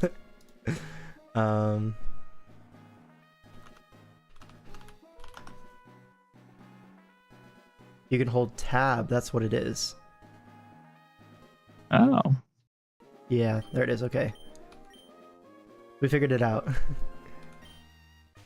Oh my god, is that a Pokemon? Oh my god, Piplup in a Gen 3 game? This is crazy. Oh my goodness, they had to show big that this isn't like the regular game. It really isn't. This isn't very speed up. Well, no, it's not. I'm a boy. Spoiler. The name is subscribe. Is it? King. Space. Then L. you're never gonna guess the next. Oh, press the wrong button. Yeah, you're right. I'm not, you threw me off. You'll never guess it. Oh my god. The name is DPL Season 9. Shout out to DPL Season 9. Go ahead and plug that, etc. I run a team tournament called DPL. It's a big event. We're starting our next season very soon.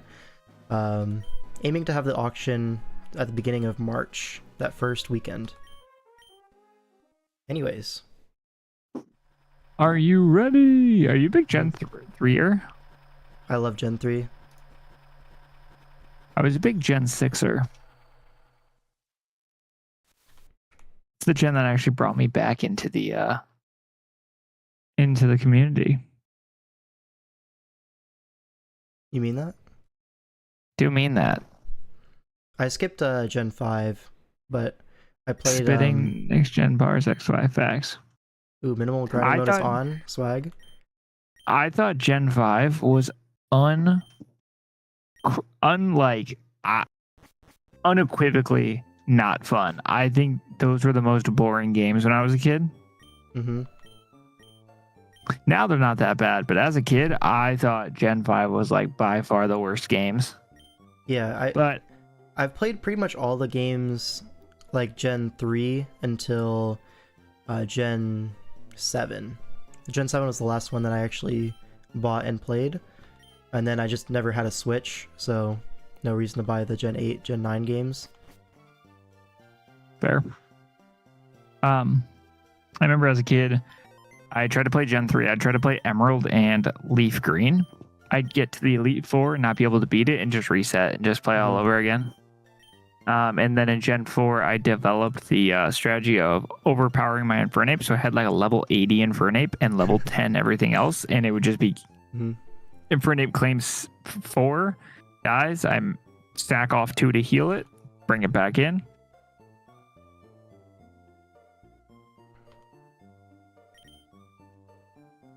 Yeah. Infernape was the first Pokemon I actually got level 100 in game. I did a race with my friend in a summer camp. We both had Pokemon Diamond, and we were like, let's do a race to see who can get their Infernape to level 100 first. So we were just spamming Elite Four like all day, like for like at least a week. But then,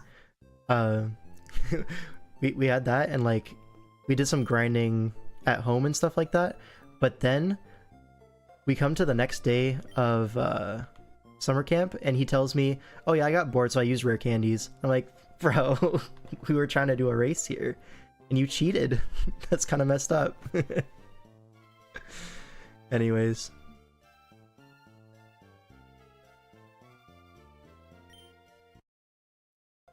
yo, Fire Chicken, you can't get an invite to DPL, but you can get an invite to my front office.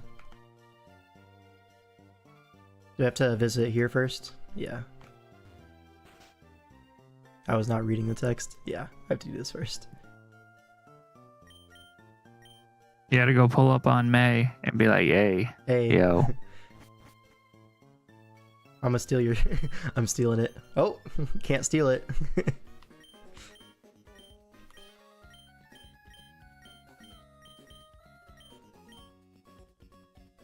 Catch you later. Now I go Smell you later. pick my starter. Where do you fall on if Gen 2? Do you like Gen 2?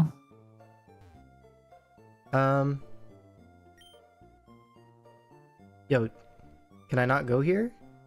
Because I think I think Heart Gold and Soul Silver were the best games they've ever made. Do I have to go here? I think they cooked. Is Birch in here? Birch isn't here. Why are you here? You should be out playing with the Puchianas.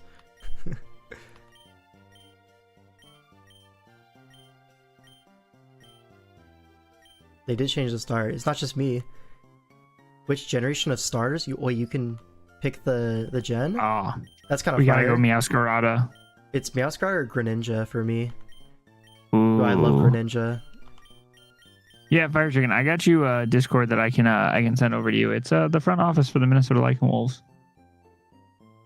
Do they have Battle Bond in the thing? Does anyone know? Do they I wonder if they added new megas, because it looked like there was an Empoleon mega. So you think there's like an Infernape mega? I know there's 2 Empoleon forms, which is interesting. You think there's one for Infernape? I have no idea, actually. There's a Roserade mega. That does not help. We're getting that for sure. It doesn't help where we currently are at. Do we get Meowscarada or Greninja? That's what I'm between. Use Emp, he's on the cover of the ROM? Nah, but he's not cool enough. Facts. Empoleon does not have drip or sauce. Yep. No sauce and no drip. Like, both of them? I can only pick one right now. I'm gonna go Greninja. Hold up, I'm looking... Nuts. I was looking what new Pokemon there are for you. A nickname? Who wants to be the Greninja? Me. You? Alright. Yeah. I'm gonna call it Jay for short. Is it cool if I call you nice. Jay? Just don't even put anything else nice. Yeah. Jay's on my feet. Yerp. Greninjake. That's great. Oh, they walk behind you. That's cool. Nice. I get my gold and I go. Oh, I don't have to like get the running shoes from anyone. I just run. Nice. Isn't there infinite repel on this as well? That's me, Jay. What's my find for this? Have you tried a What's that? Nuzlocke? Okay. Oh, 5, have you done I've never like done a, one.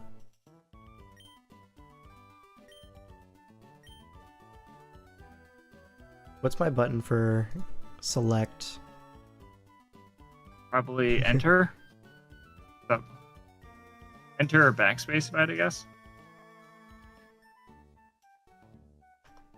How do I turn that on? Hey, turn on what? Yeah, this is an emulator thing, right?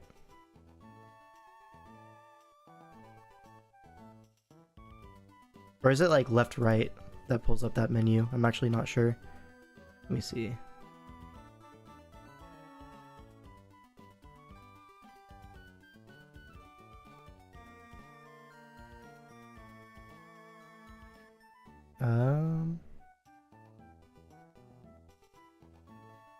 It's A and S for left and right if you were on default. I'm not on default. I changed it like a long time ago. I never remember what I changed it to. Oh, that's the worst. I get my gold, and I go. There it is. There it is. Auto run. Give me that. Looks like I don't have the infinite repel yet. I was looking at my controller settings, but I didn't know what it was in game, you know? Now, whoops. I gotta get used to these controls again. Because usually when I play Gen 3 and stuff like that, it's on my DS during a flight.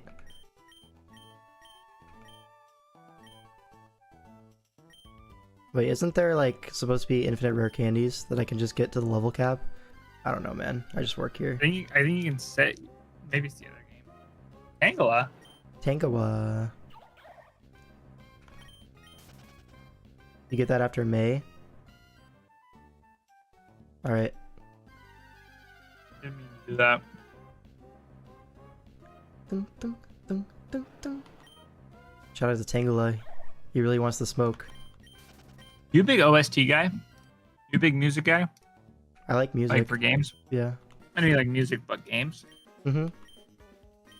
I used to listen to a lot of video game music, but not so much anymore.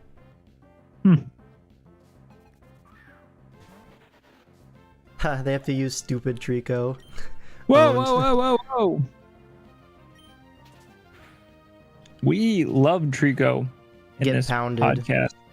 Whoa. Trico is horrible.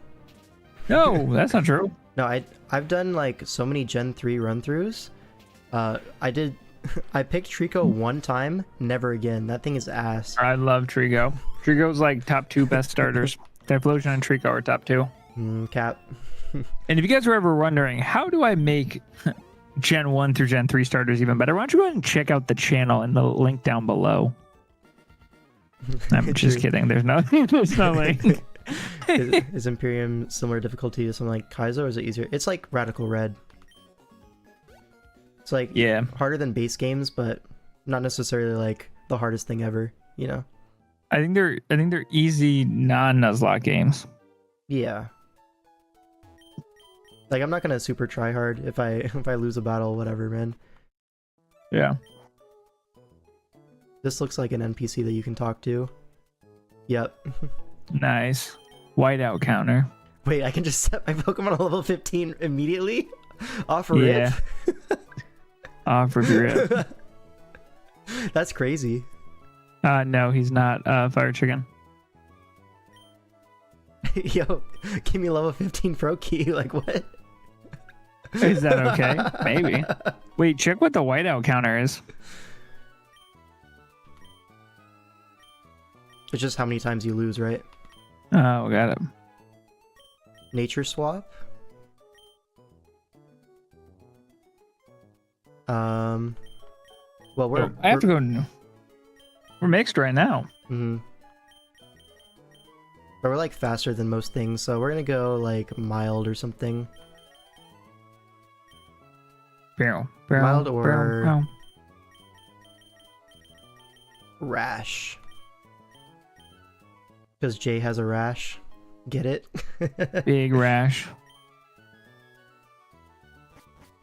We No, if changed I remember- nature's hot rip. Yeah, I'll tell you. that's crazy. I'll tell you a story about a rash Oh. off stream. Oh yeah. No, I'm just kidding. You want to share it? Maybe the story, but not Yeah, me. the Maybe the story, rash. the too. story, the story, the story. Now what? Do we have to go back here? You'd be like, hey. Yep. Easy. Got a Pokédex. Swag. Swag through the roof.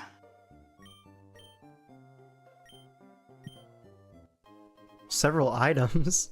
He just gave me the bag. Orin, Pokeballs. Yo, what does he give me? Oh, I'll be right back. Pokeballs? Swag. Oranberry. Did I get the shiny charm? Swag. Ability capsule? Wait, can I get Protean off rip?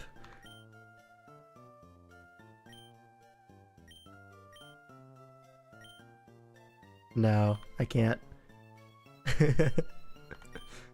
So it's just Torrent, I guess. Until you get like the ability patch, and then it's the hidden ability, right? Do I have Mystic Water? Oh, give him that.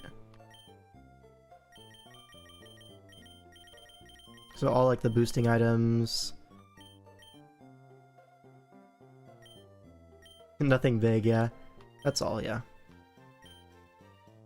Oh, whoops. Nothing major.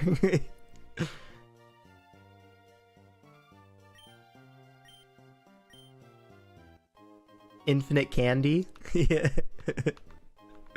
And the infinite heals as well. And the repel. Yeah, they just give you everything immediately. Dex Nav too? Very swag.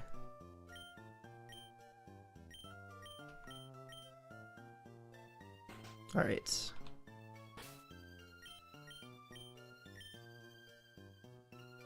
Get her number. That's my mom, bro. You fiendin'.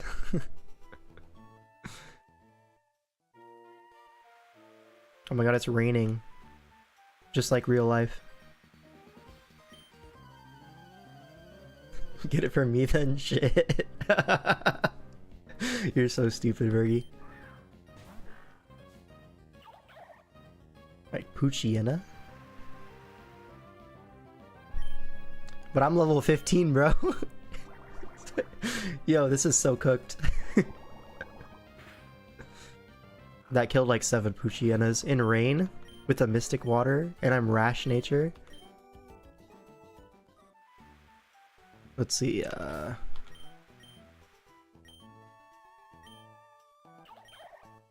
oops.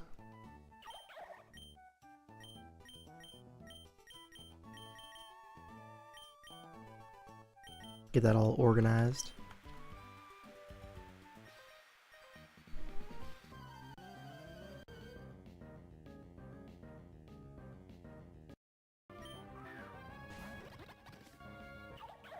Grubbing these nuts. So there's a few Pokemon that I want to catch. I don't know exactly what route we're gonna find them on, but Roserade, because you said there's a Mega Roserade in this game. I have to use that. It's the channel mascot. Then we will be not drafting. We will be collecting a Scovillain at some point.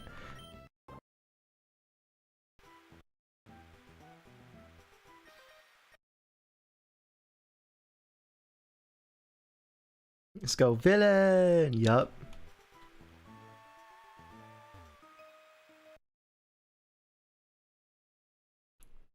Jiggly who?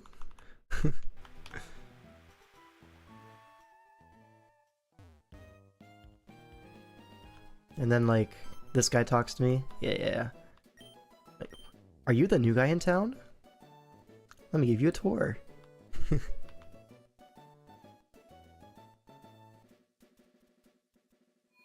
Gotta go in here, say hi to dad. Oh my god, he has a Slacking next to him. That's so cool. Makes those like way less time consuming? Yeah, for sure. Oh my god, Wally looking fresh these days. Damn.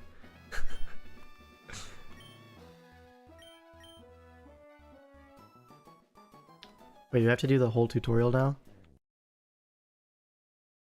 Yeah, I know how to catch Pokemon. Thank you.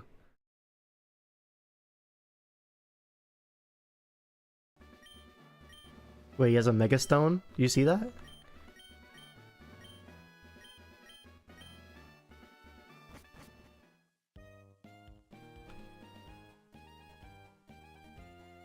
And now he talks to me. Okay. Yep, Slacking's here. You got a rare encounter in that patch of grass? What are the odds? It seems like he does it every time, too. Like, bro. I think maybe I should move the chat to here. Does that make sense? Or keep it here? Because, like, the white text background, a little bit sus. Maybe I make it like this. And then I make the chat bigger.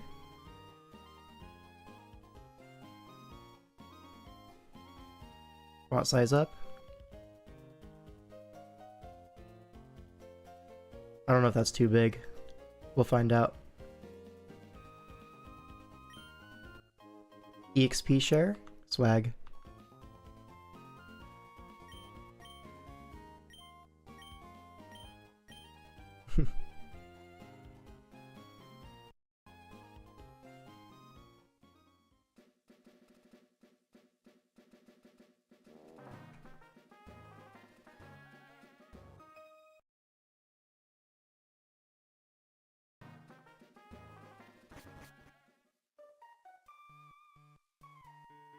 Looks fine. Oh, that's maybe a little bit big. Let's find a happy medium. Maybe 42. Let's call it that.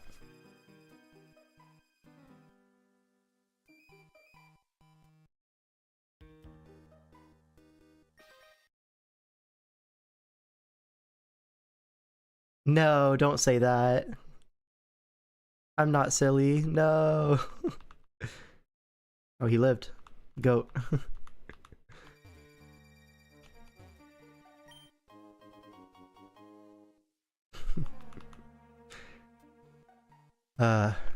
Definitely want a Roserade, a Scovillain. Do we just do Pokemon from my raps? We get the big wig.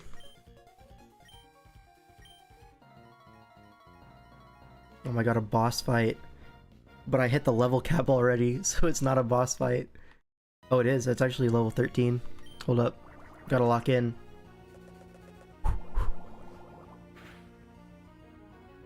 It's a 2-hit KO! Chat, is this a reference to the 2-hit KO podcast? Might just be. Carvanha? I don't want to take rough skin, so I think this 2 KOs. Oh, it actually doesn't do anything. But I'm in Torrent now? Yo, are we gonna wipe immediately? There's no way Pound kills, right? I'm in Torrent. Go for a crit. I mean, I'll die to rough skin anyways, right? And as Aqua Jet. So we lose immediately. Shout out. This is so sad. That is quite a silly wipe. Yeah, it is. My bad.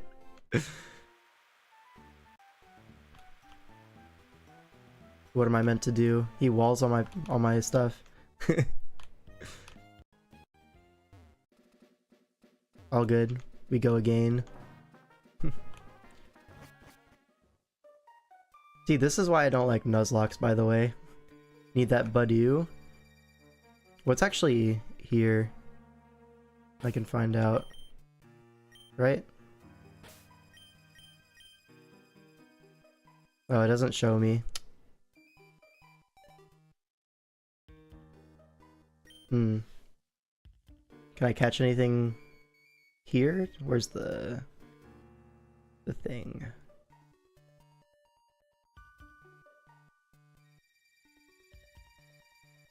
Documentation.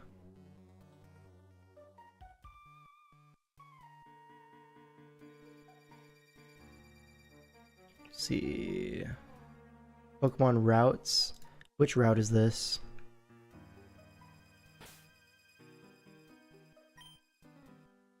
Oh, what am I doing? I don't know which route this is. Does it say on here? Trainer tips. This is Petalburg Woods, of course.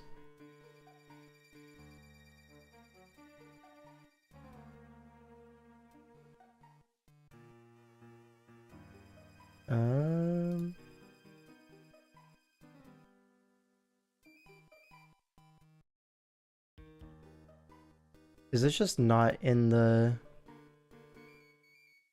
thing?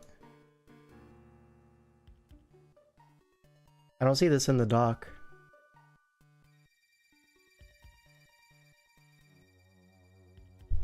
Okay, we'll catch something out here because I don't know what's in that grass. But repel, disabled. We should be able to get some nice grass types here. Pidove, no.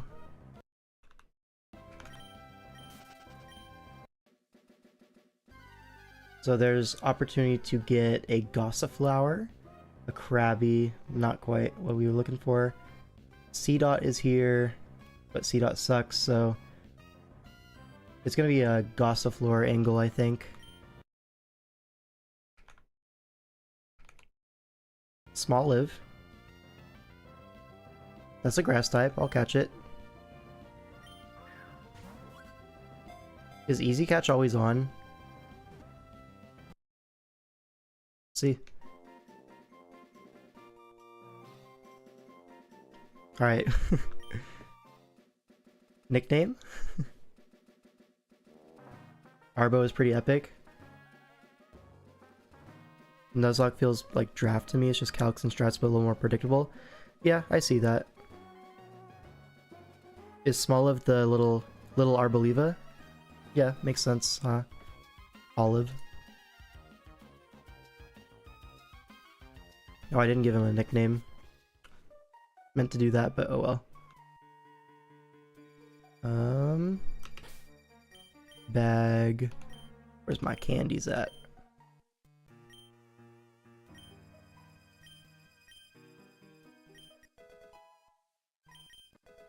Absorb. We will be using that immediately. Growth. I'll be honest, I probably won the first time I've had an Oranberry on my Froakie. That's fine though.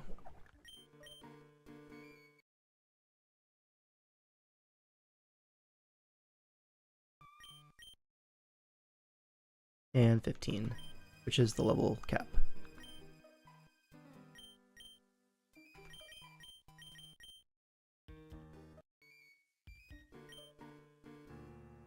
Alright, now I go turn back on the repel. I really gotta get back used to these controls. It's a little bit awkward. Alright, take two. Sorry, I forgot it's Poochyena first. Whatever, I'll just switch. There's a 2-hit KO.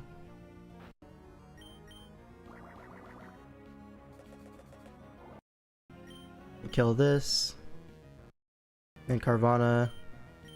Get off a Torrent Bubble. Then my Schmoliv finishes it off. That almost is... It's almost a 2-hit KO. Did it like give it Strong Jaw or something? Carvana? That's a lot of damage. Grrr.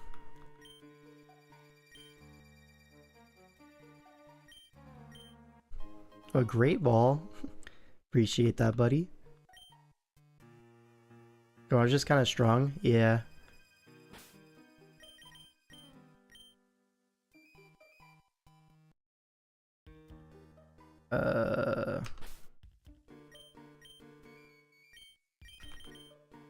Let's get my guy back out here. Yeah, how come he has like level 13s and stuff, but these guys are all level 7? Kind of absurd, huh?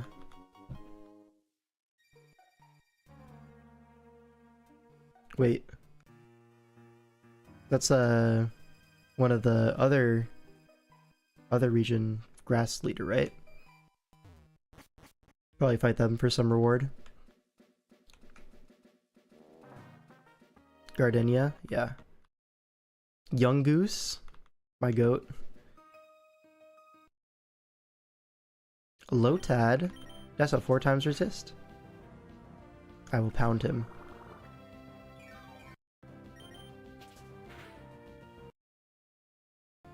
Rookity, kind of the goat.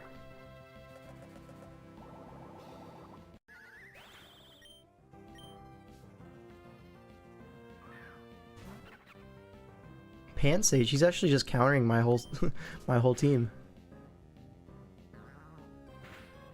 Lick. What you licking? Who you licking? Pause. And we got a double battle. This is epic. Because I have 2 Pokemon. There's a Gossifleur. Wait, Bubble's a spread move? Today I learned. Today I learned. And I tackle the Goss, I think.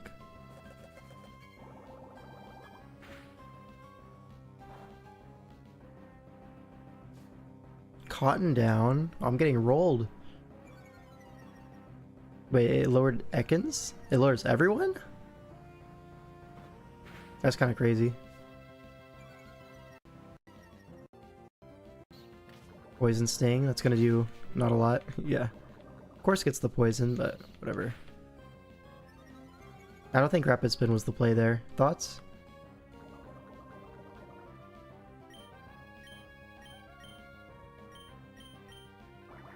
Still faster.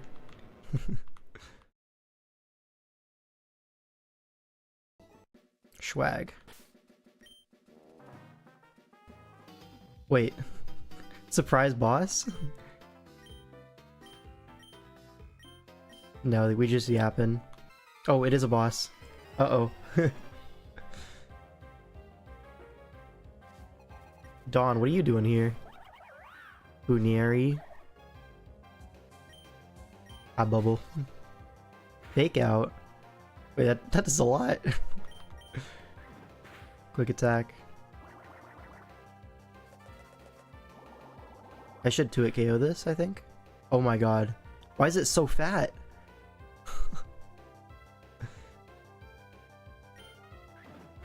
Am I goobed? That puts me in Torrent, so... Right? Doesn't it? Oh, am I 1 out of Torrent? I'm 1 point out of Torrent. And it has Oranberry. Next one puts me in Torrent. Isn't Bubble like 20 base power? Is it? I thought it was 40. That's 1 Pokemon down. Piplup? Okay. We gotta go to our Smoliv. Bubble Beam. We absorb?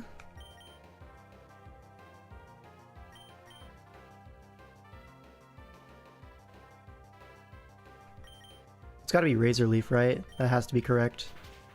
Peck. We got here with coverage. Yeah, I already died once, by the way. No. Dude, they got hands.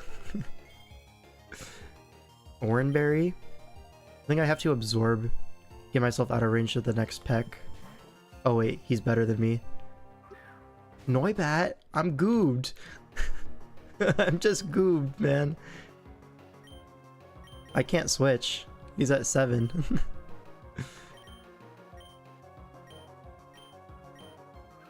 Gust? Yeah, I might wipe again. This is so... A critical hit? He's critting me. What are the odds? Yeah, this is cooked, bro. Are you nuzlocking? No. Oh, okay. Pound. Dude, Noibat is so broken. Why do they all have hands?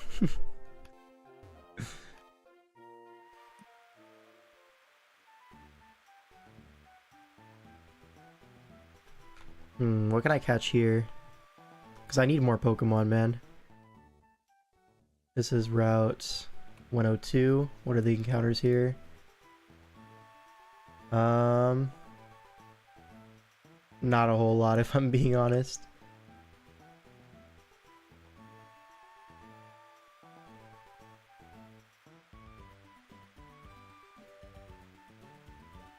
Am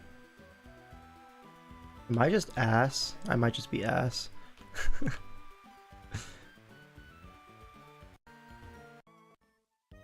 This isn't fair. See, 104. Not a whole lot here, really.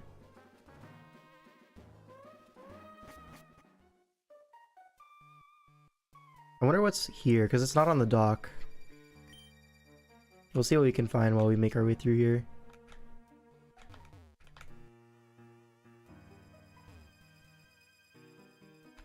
I turned off my...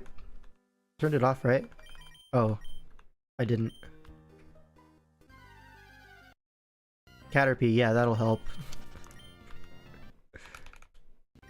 Tailo? We'll see what else.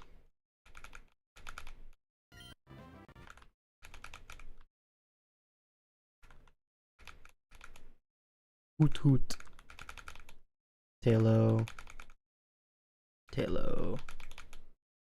Zigzagoon. What else is available here? Is that it?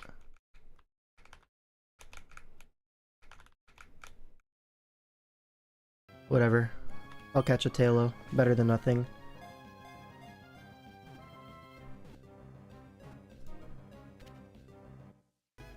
Oh wait, no, I found it here on the dock. In here you can get not a whole lot. There's a Swinub 5%. Swinub would help versus the Noibat.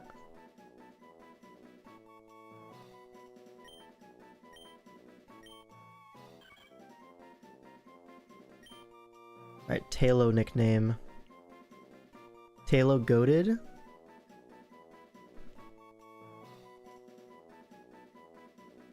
Well, we can name the Tailo after you then. Let's see. Alright, I'm going to hop off for a little bit. Alright. Bye. Good luck with this. Yeah, thanks. See ya.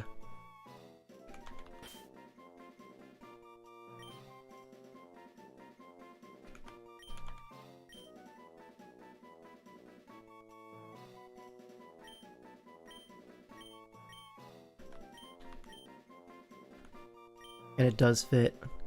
Swag.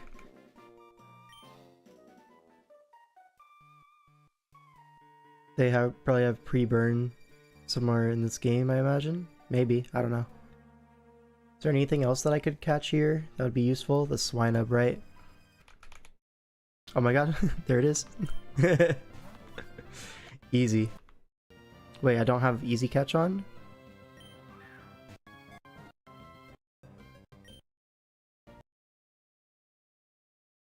Yo, can I catch it? There we go. How do I turn that on? I want to just catch things. Swinub. Well, this one's Twinkie.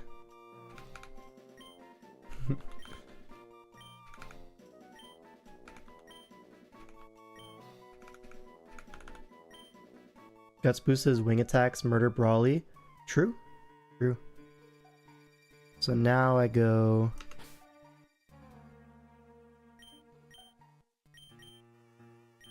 Bag, infinite candy.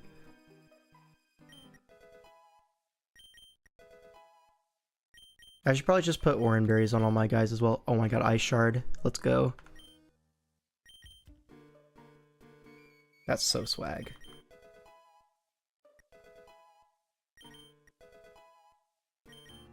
Yippee! Much slap.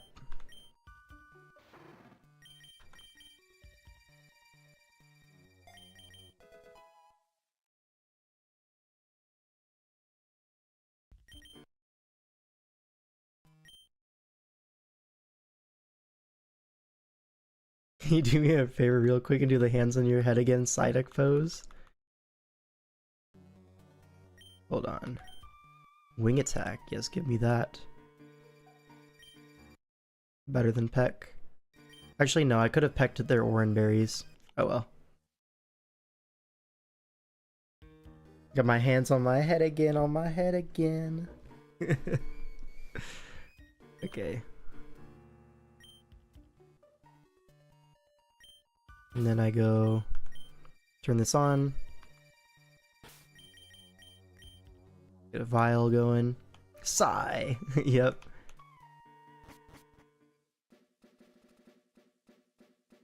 Alright. Now let's actually give these guys some items. How about that? Oranberry.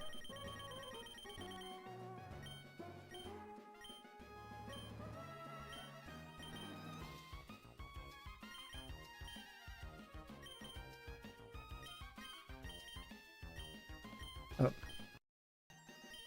Give.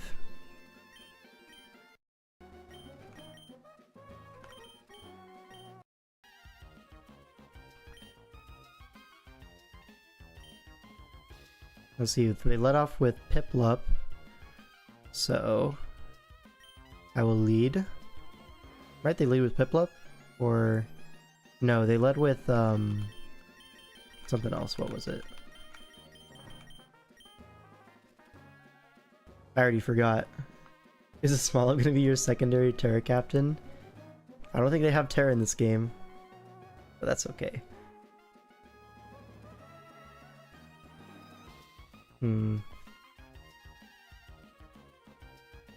I already forgot what they led with. Whatever, I'm sure Froakies up for the job.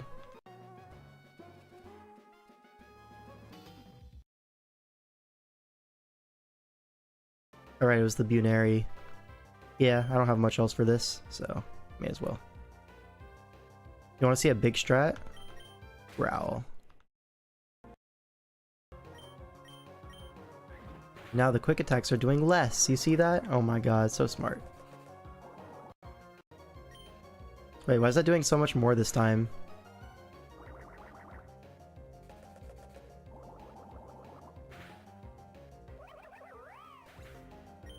This time I 2-shot it. Last time I didn't even 3-shot it. What gives? Now let's go Schmoliv.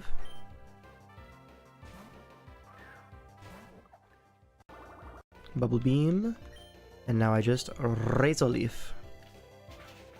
Wait, they pecked my Oranberry. Wait, peck doesn't work? Or what? That's the Oranberry it used. It already had. Switch to Noibat. But now I have a Piloswine. Well, that was Pluck. It might be Pluck. I thought Peck also had that effect. Let me double check. Because I'm pretty sure I remember seeing a Peck Zapdos steal a Snorlax's Super Berry in a Sun and Moon game.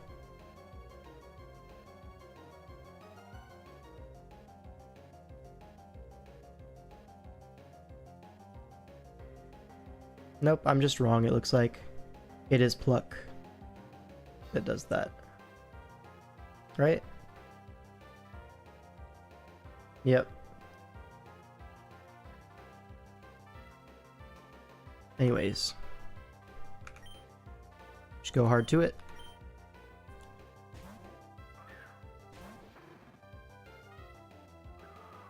Yeah, gust me. See what happens. Yerp.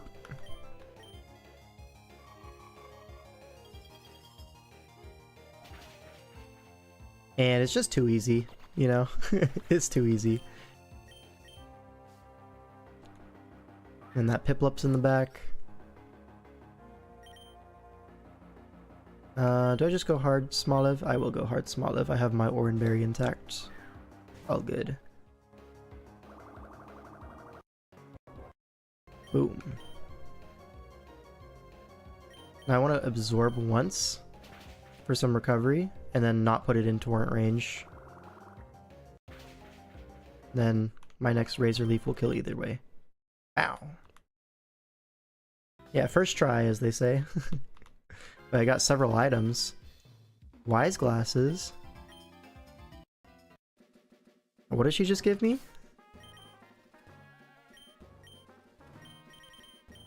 Resist berries. Okay. And... well, let's see. Can I use these?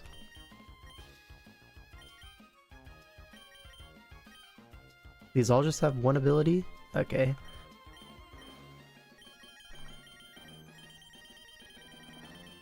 Wise glasses. I mean, I think for now the Mystic Water is better, right?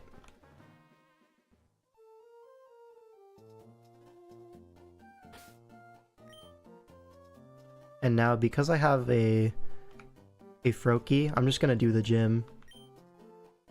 What? I guess you can't do that yet.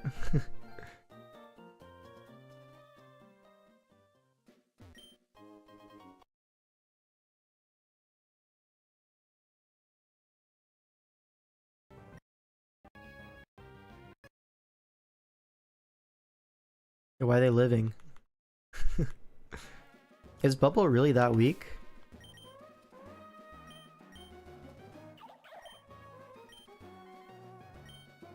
It's 40 base power.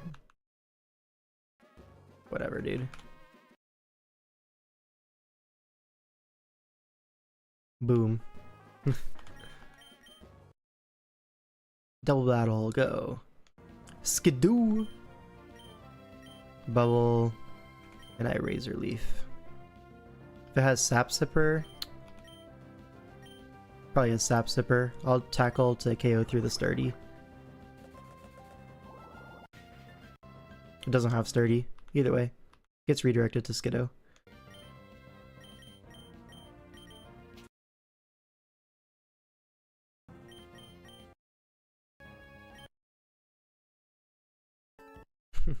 He hit me with a gasp.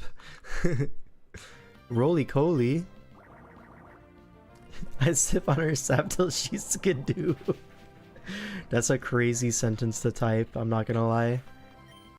Absolutely absurd. Sturdy.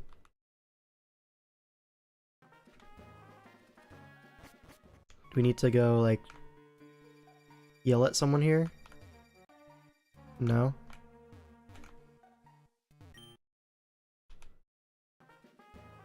Oh? Who's this?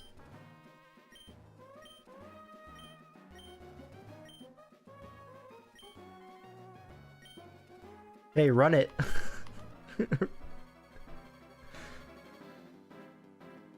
We go blind. Shield on? Yeah, but I'm big Froakie. What are you gonna do about it? Incoming Metal Burst?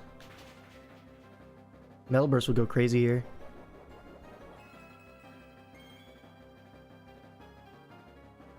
A Rock Tomb. Yeah, I'm still faster for sure. Is this KO? It's gonna be a roll, I think. No, not quite. -2 speed. I'm saying I'm still faster. I'm not. Whatever. Got Torrent. Now Cranidos comes in. I will sack my guy. Fire Chicken. Good night. Because this is a rock type guy, so I don't think he'll be too useful, unfortunately. I unironically growl here. That's very funny. Now I go Shmoliv, I think. Oh, misclick. Oh my god, that's so strong. I just die? Oh wait, Rock Smashed for fun. Oh, that just kills. Okay. I misclicked. Torrent Bubble go. Kills. Now Tyrant? But I have Ice Shard in the back. I think I'm okay.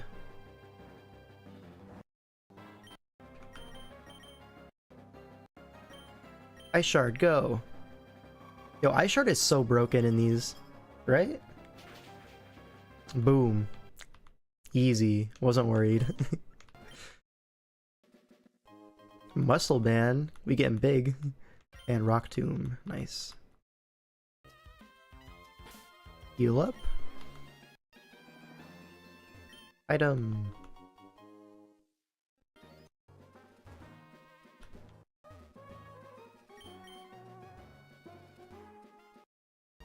Now can I do the gym? Was that what I needed to do? Yep. Growlithe? Dead. Let's do a double battle. This is kind of swag.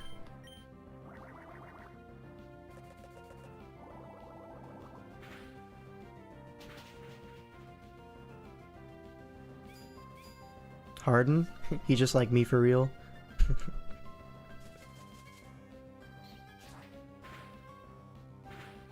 Get that big chip.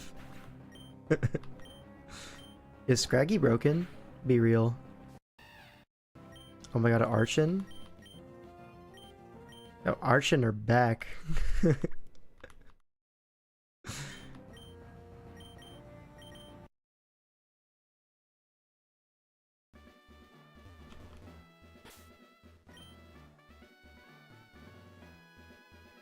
Let's see. My Pokemon will keep their orange berries. That's swag. Right. Let's go. Harden on my Scrag till I bubble. Speaking of bubble, should just kill this. Yep. Gligar. Doubles out for fun. Wait, Water Absorb? Oh my god, how smart is the AI? How smart. Oh, that's actually so funny. I'm gonna go Twinkie.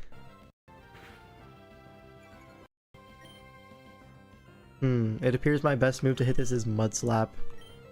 We will be Mud Slapping.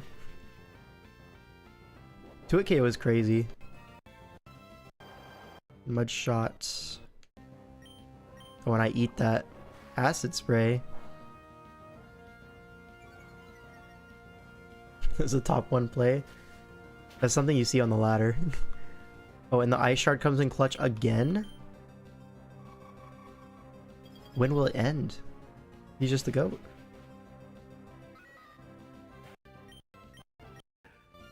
Nose pass backwards. Do I switch here? No way this has like body press or anything, right? Small of walls.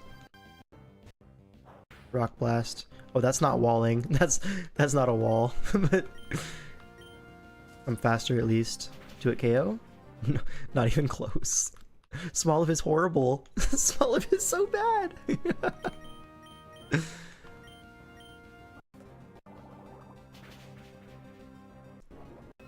Oranberry? Oh, berry juice? We using forbidden LC techs? Alright, just hit me into Torrent and we're good. 2 times? I'll take that as well. That's fine. Ain't that shit banned? So true. I got a speed drop, so I'm faster after Para. And back to this guy. But I have Ice Shard. Yo, Ice Shard is so broken. Wing attack, this puts me in Torrent? No, it just freaking dies. Wow. Twinkie, go. Ice Shard. I'm gonna do like, what, 70%? With a crit, it does 70, I guess. Why is it so bulky? Orin. Bulldoze. I live this, right? I'm Big Body Swinub. Oh, I freaking die. It's all down to you. Fire Chicken. He's faster than me? Oh, hell nah. Looking like Eviolite for sure, yeah. Does this put it in quick attack range? There's no way, right? Oh my god. I freaking lose. Ain't no way. Oh, and my spot is set there. Oh, that's annoying. I have to walk all the way.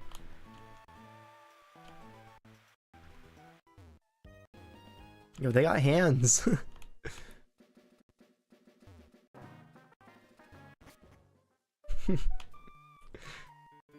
No way, I just got cooked like that. By the way, Smoliv is terrible.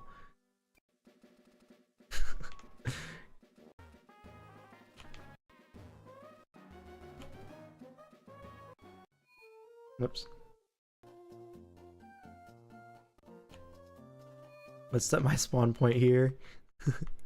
And let's get some natures on here. Time to actually try. He is bold.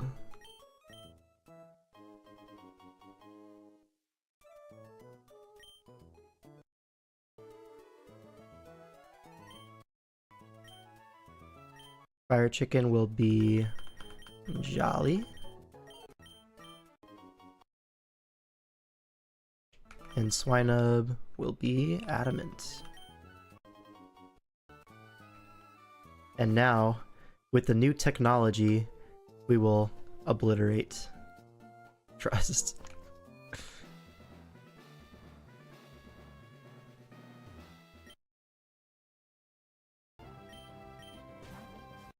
Hey, he sacked this the first time.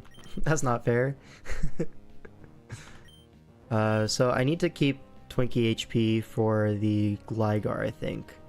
So I'm gonna go Fire Chicken because he's pretty useless outside of this. I just wing attack. Which is fine. Now Twinkie. I just Ice Shard. Boom. Oh, Gligar comes in raw? Don't mind if I do. Wiggly pensive. Yeah, how is he avoiding the 2-hit KO from Ice Shard? That's 4 times effective, like last I checked. Okay, he died. Now Nose passes in. Last Pokemon's Rhydon in the back. I'm okay versus Rhydon. I'm just gonna get my chip here. I think I'm faster than this, because Noseblast is like really slow. I lied. I go Smoliv first. Razor Leaf. You saw his win con and sent it in raw, yep. Why does that do no damage, man?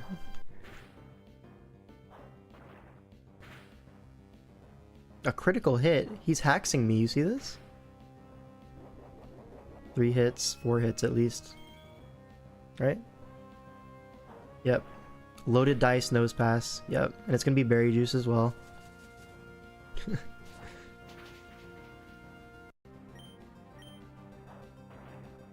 Yeah, just get 4 hits again. 1, 2, only 2. Swag. And now berry juice up to full, why don't you?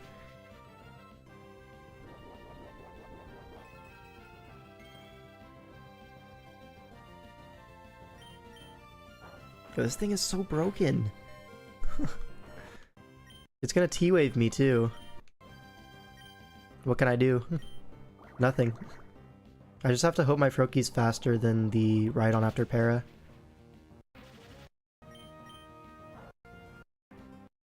I just freaking die from full? Okay, man.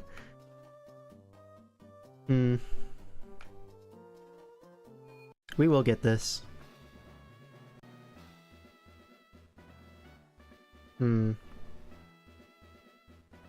I wonder...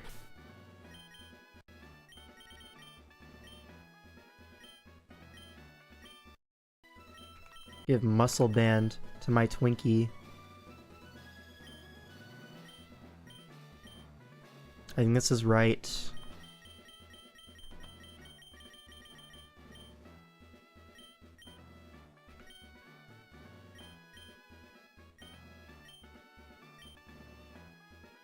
Rock Tomb. Can I use this on anybody? Oh, on Twinkie? That's kind of hot.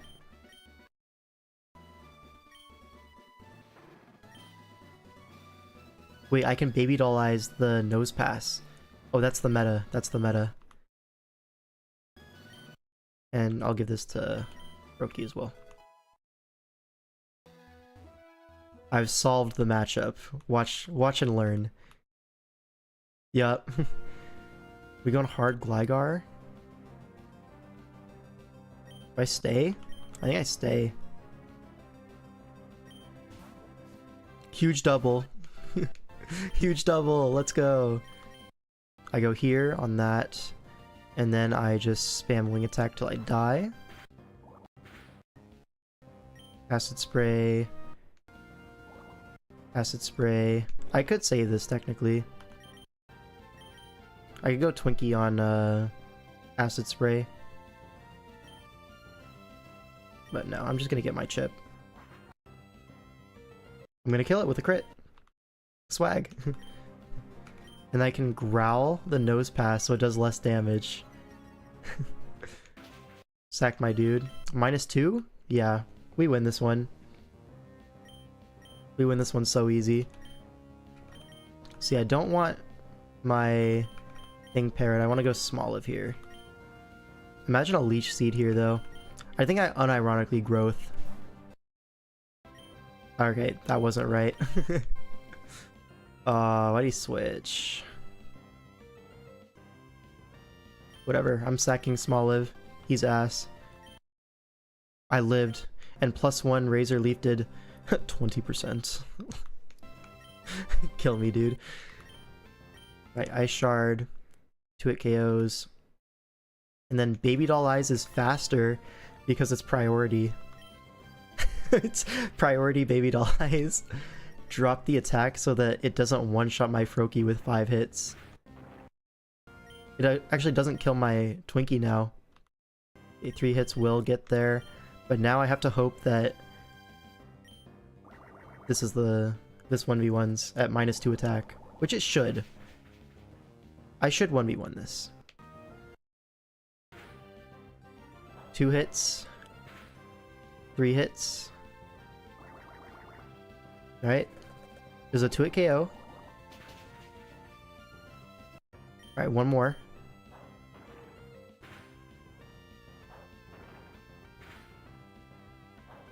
Three. Okay. Could lose here. Could lose.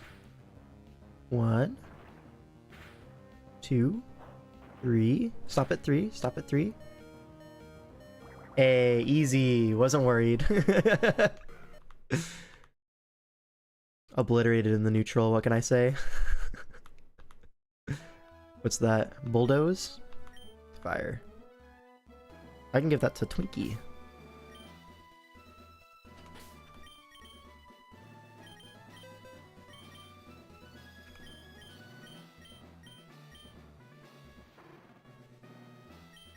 Get rid of Mud Slap. Because Baby Doll Eyes low-key kind of fresh.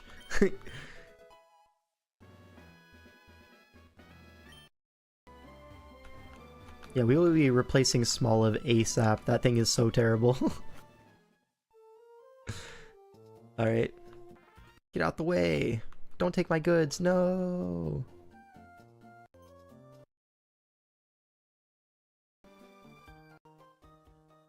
We have to get the goods for him.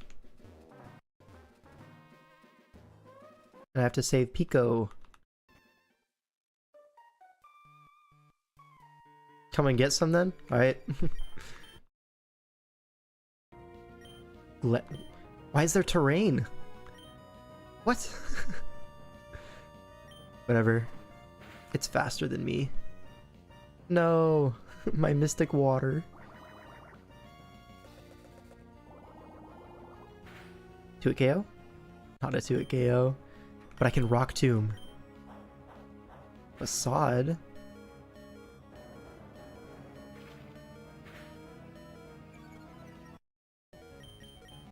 Now I Bubble and Torrent. Mighty Enna. This is a good chip. Never mind. Sucker Punch. Do I lose?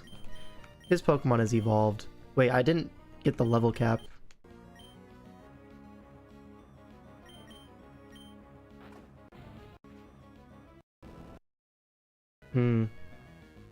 We might be cooked here.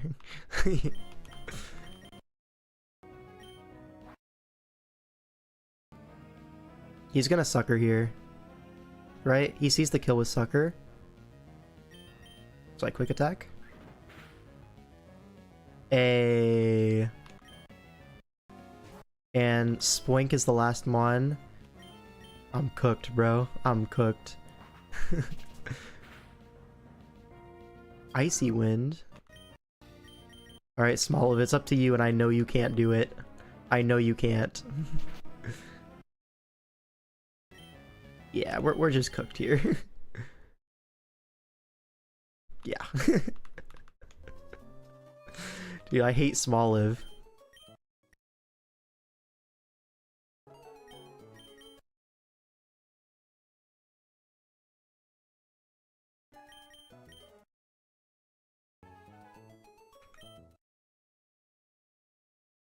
Let's get up to the level cap here.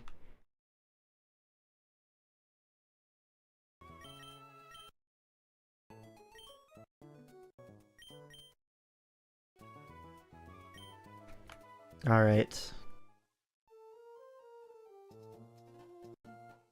Now we have to go save Pico.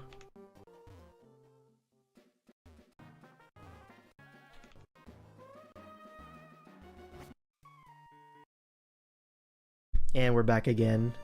Wait, he's stronger now. Oh, so it scales to your own level. Makes sense.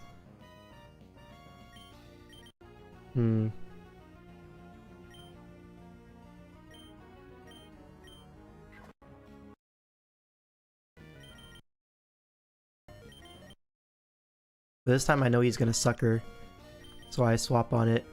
Easy.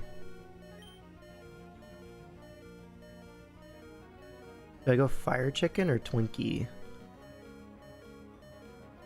See, in the back was Spoink.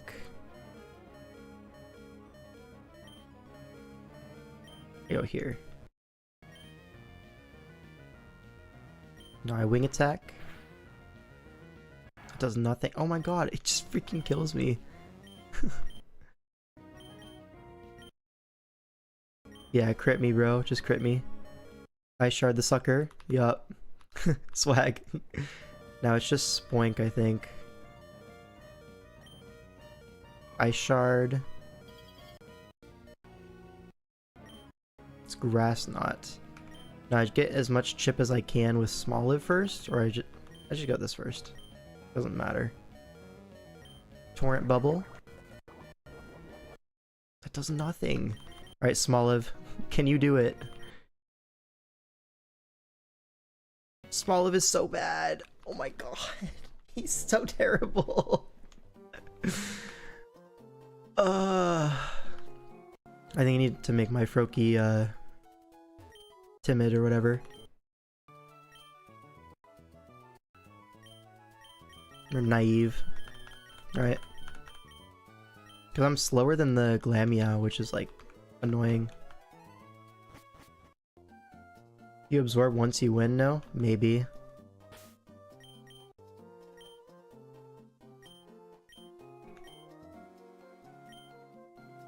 Do I keep my HP on that guy?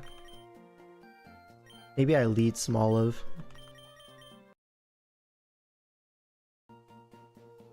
Just try that.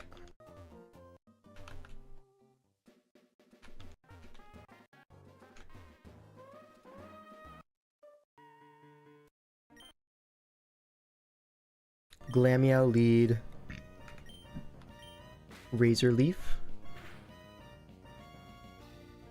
Yeah, just flinch me, bro. It's cool. He's so ass. Why did I catch a Smoliv? It's so terrible.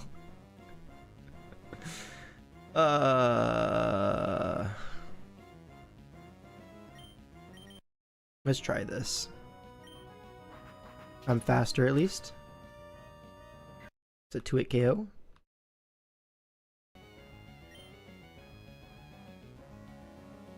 It's gonna be Thunderfang here. Tried to sucker me. Do I have Baby Doll Eyes or Bulldoze? I have Bulldoze. He suckered me, but now I'm faster thanks to the speed drop, so I shard the sucker. Because it sees sucker as the strongest move. So it'll always sucker. So-called smart AI. Now it's Spoink versus the world. I just Ice Shard. A critical hit? Ayo? We might do it, folks. We might do it. Wing attack. He already used up his item. Flash. What is that? That's an electric move, right? Bubble, go! You are so good, thank you. And... no way, dude. It didn't kill the Spoink. Oh, it's gonna flash me. I lived. First try.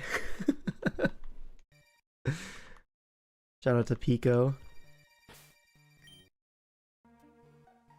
Dude, how ass is Smoliv? Be so for real with me right now. How horrible can you be? Is there anything cool to catch in here? This is Route 116. Let me see. Route 116. Ooh, I could get a Nido. Nice Nido King, Nido Queen. Get one of those. But I can't evolve it until I get the stones for it, right? Oh, I could get a Badoo, right? I wanted a Roserade. This is where I get that.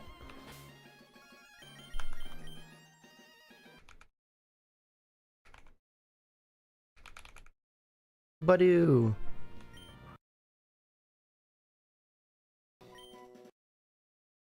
Yippee! Nickname? Yes, sir. Now, who wants to be the Roserade? The Roserader?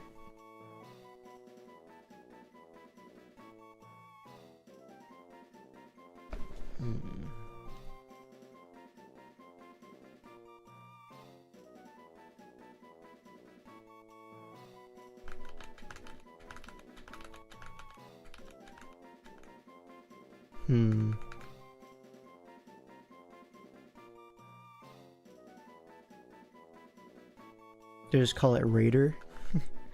Just the Rose Raider? I think I'll do that.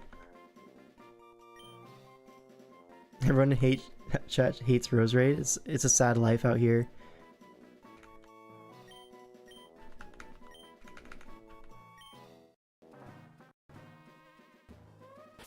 Alright, repel on.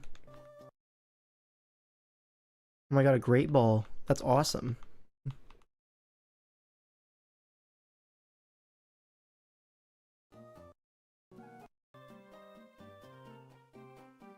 Also, I'm gonna figure out how to turn on the easy catch. Talking to the GameCube in either the player's house or the rival's house. Yeah, I'm not walking all the way back there.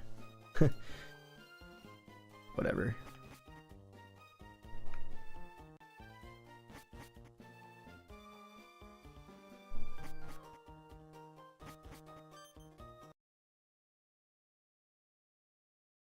Okinav. I have to call. Cool. Don't care.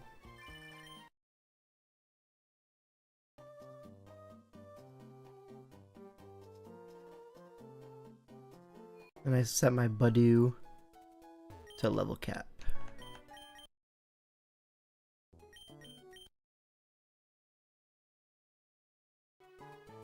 If you do this, does it not get level up moves, by the way? Because I feel like I should have gotten level up moves. Maybe you have to use like rare candies for that. I don't know. I just work here. May fight? Well, I'm not leading with Smoliv.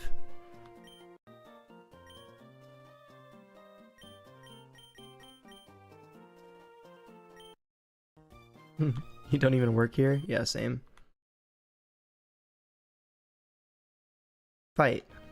Golbat. Rock Tomb. Frost Poison? Why is he faster than me? He's so thick too. What? Oh, it's over. It's over for me.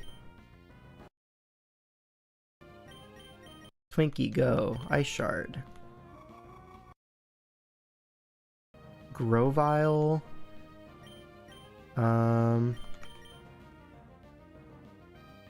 Go, Smoliv. Die. Get some tackle chip, I guess. Actually didn't do a lot.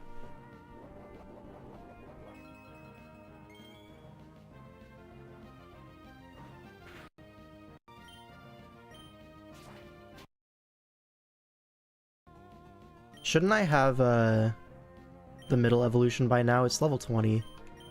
I think they just don't evolve or learn moves when you do the set to level cap thing.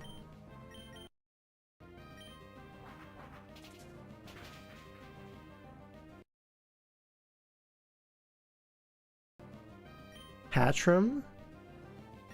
We out here with a Hatchram? T-Wave, yeah. Yeah, just confuse me. It's cool. I get it. Do you mess everything up because you didn't level via candies? I think so, yeah. It's all good. We move. Cubfu? Oh, nah. Can I beat this? Badu in the back? About to find out. Baby doll eyes? Weaken him. Rock smash, yep. Now can my Roseraider do it? Oh my god, he cannot. There's no way. Acid. Oh no, we're just cooked.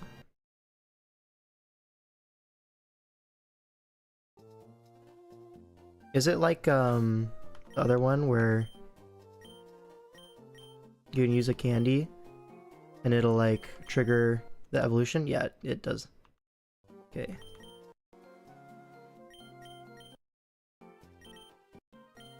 Does this evolve? No, right? Oops. None of these evolve now. But now I actually have a Frogadier, so that's something, I guess.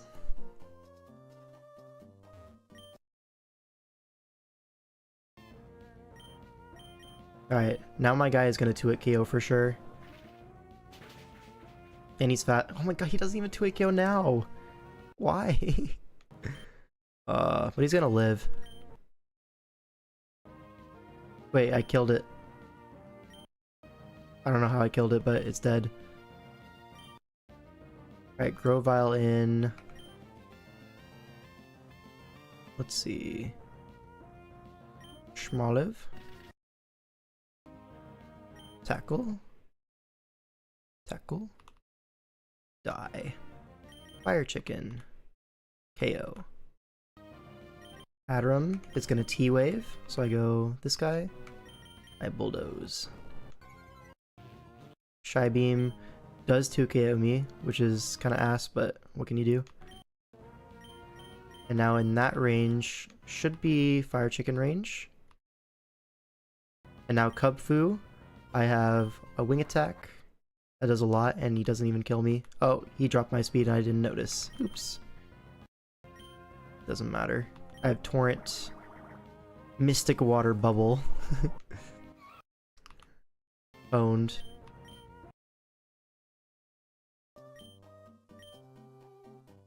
Swag.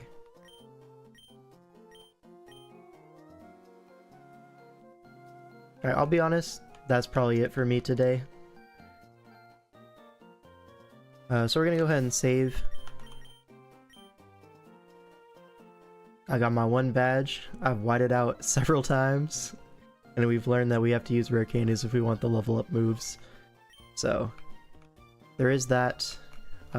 Thanks for watching. And, yeah, that's gonna be it for me. Peace.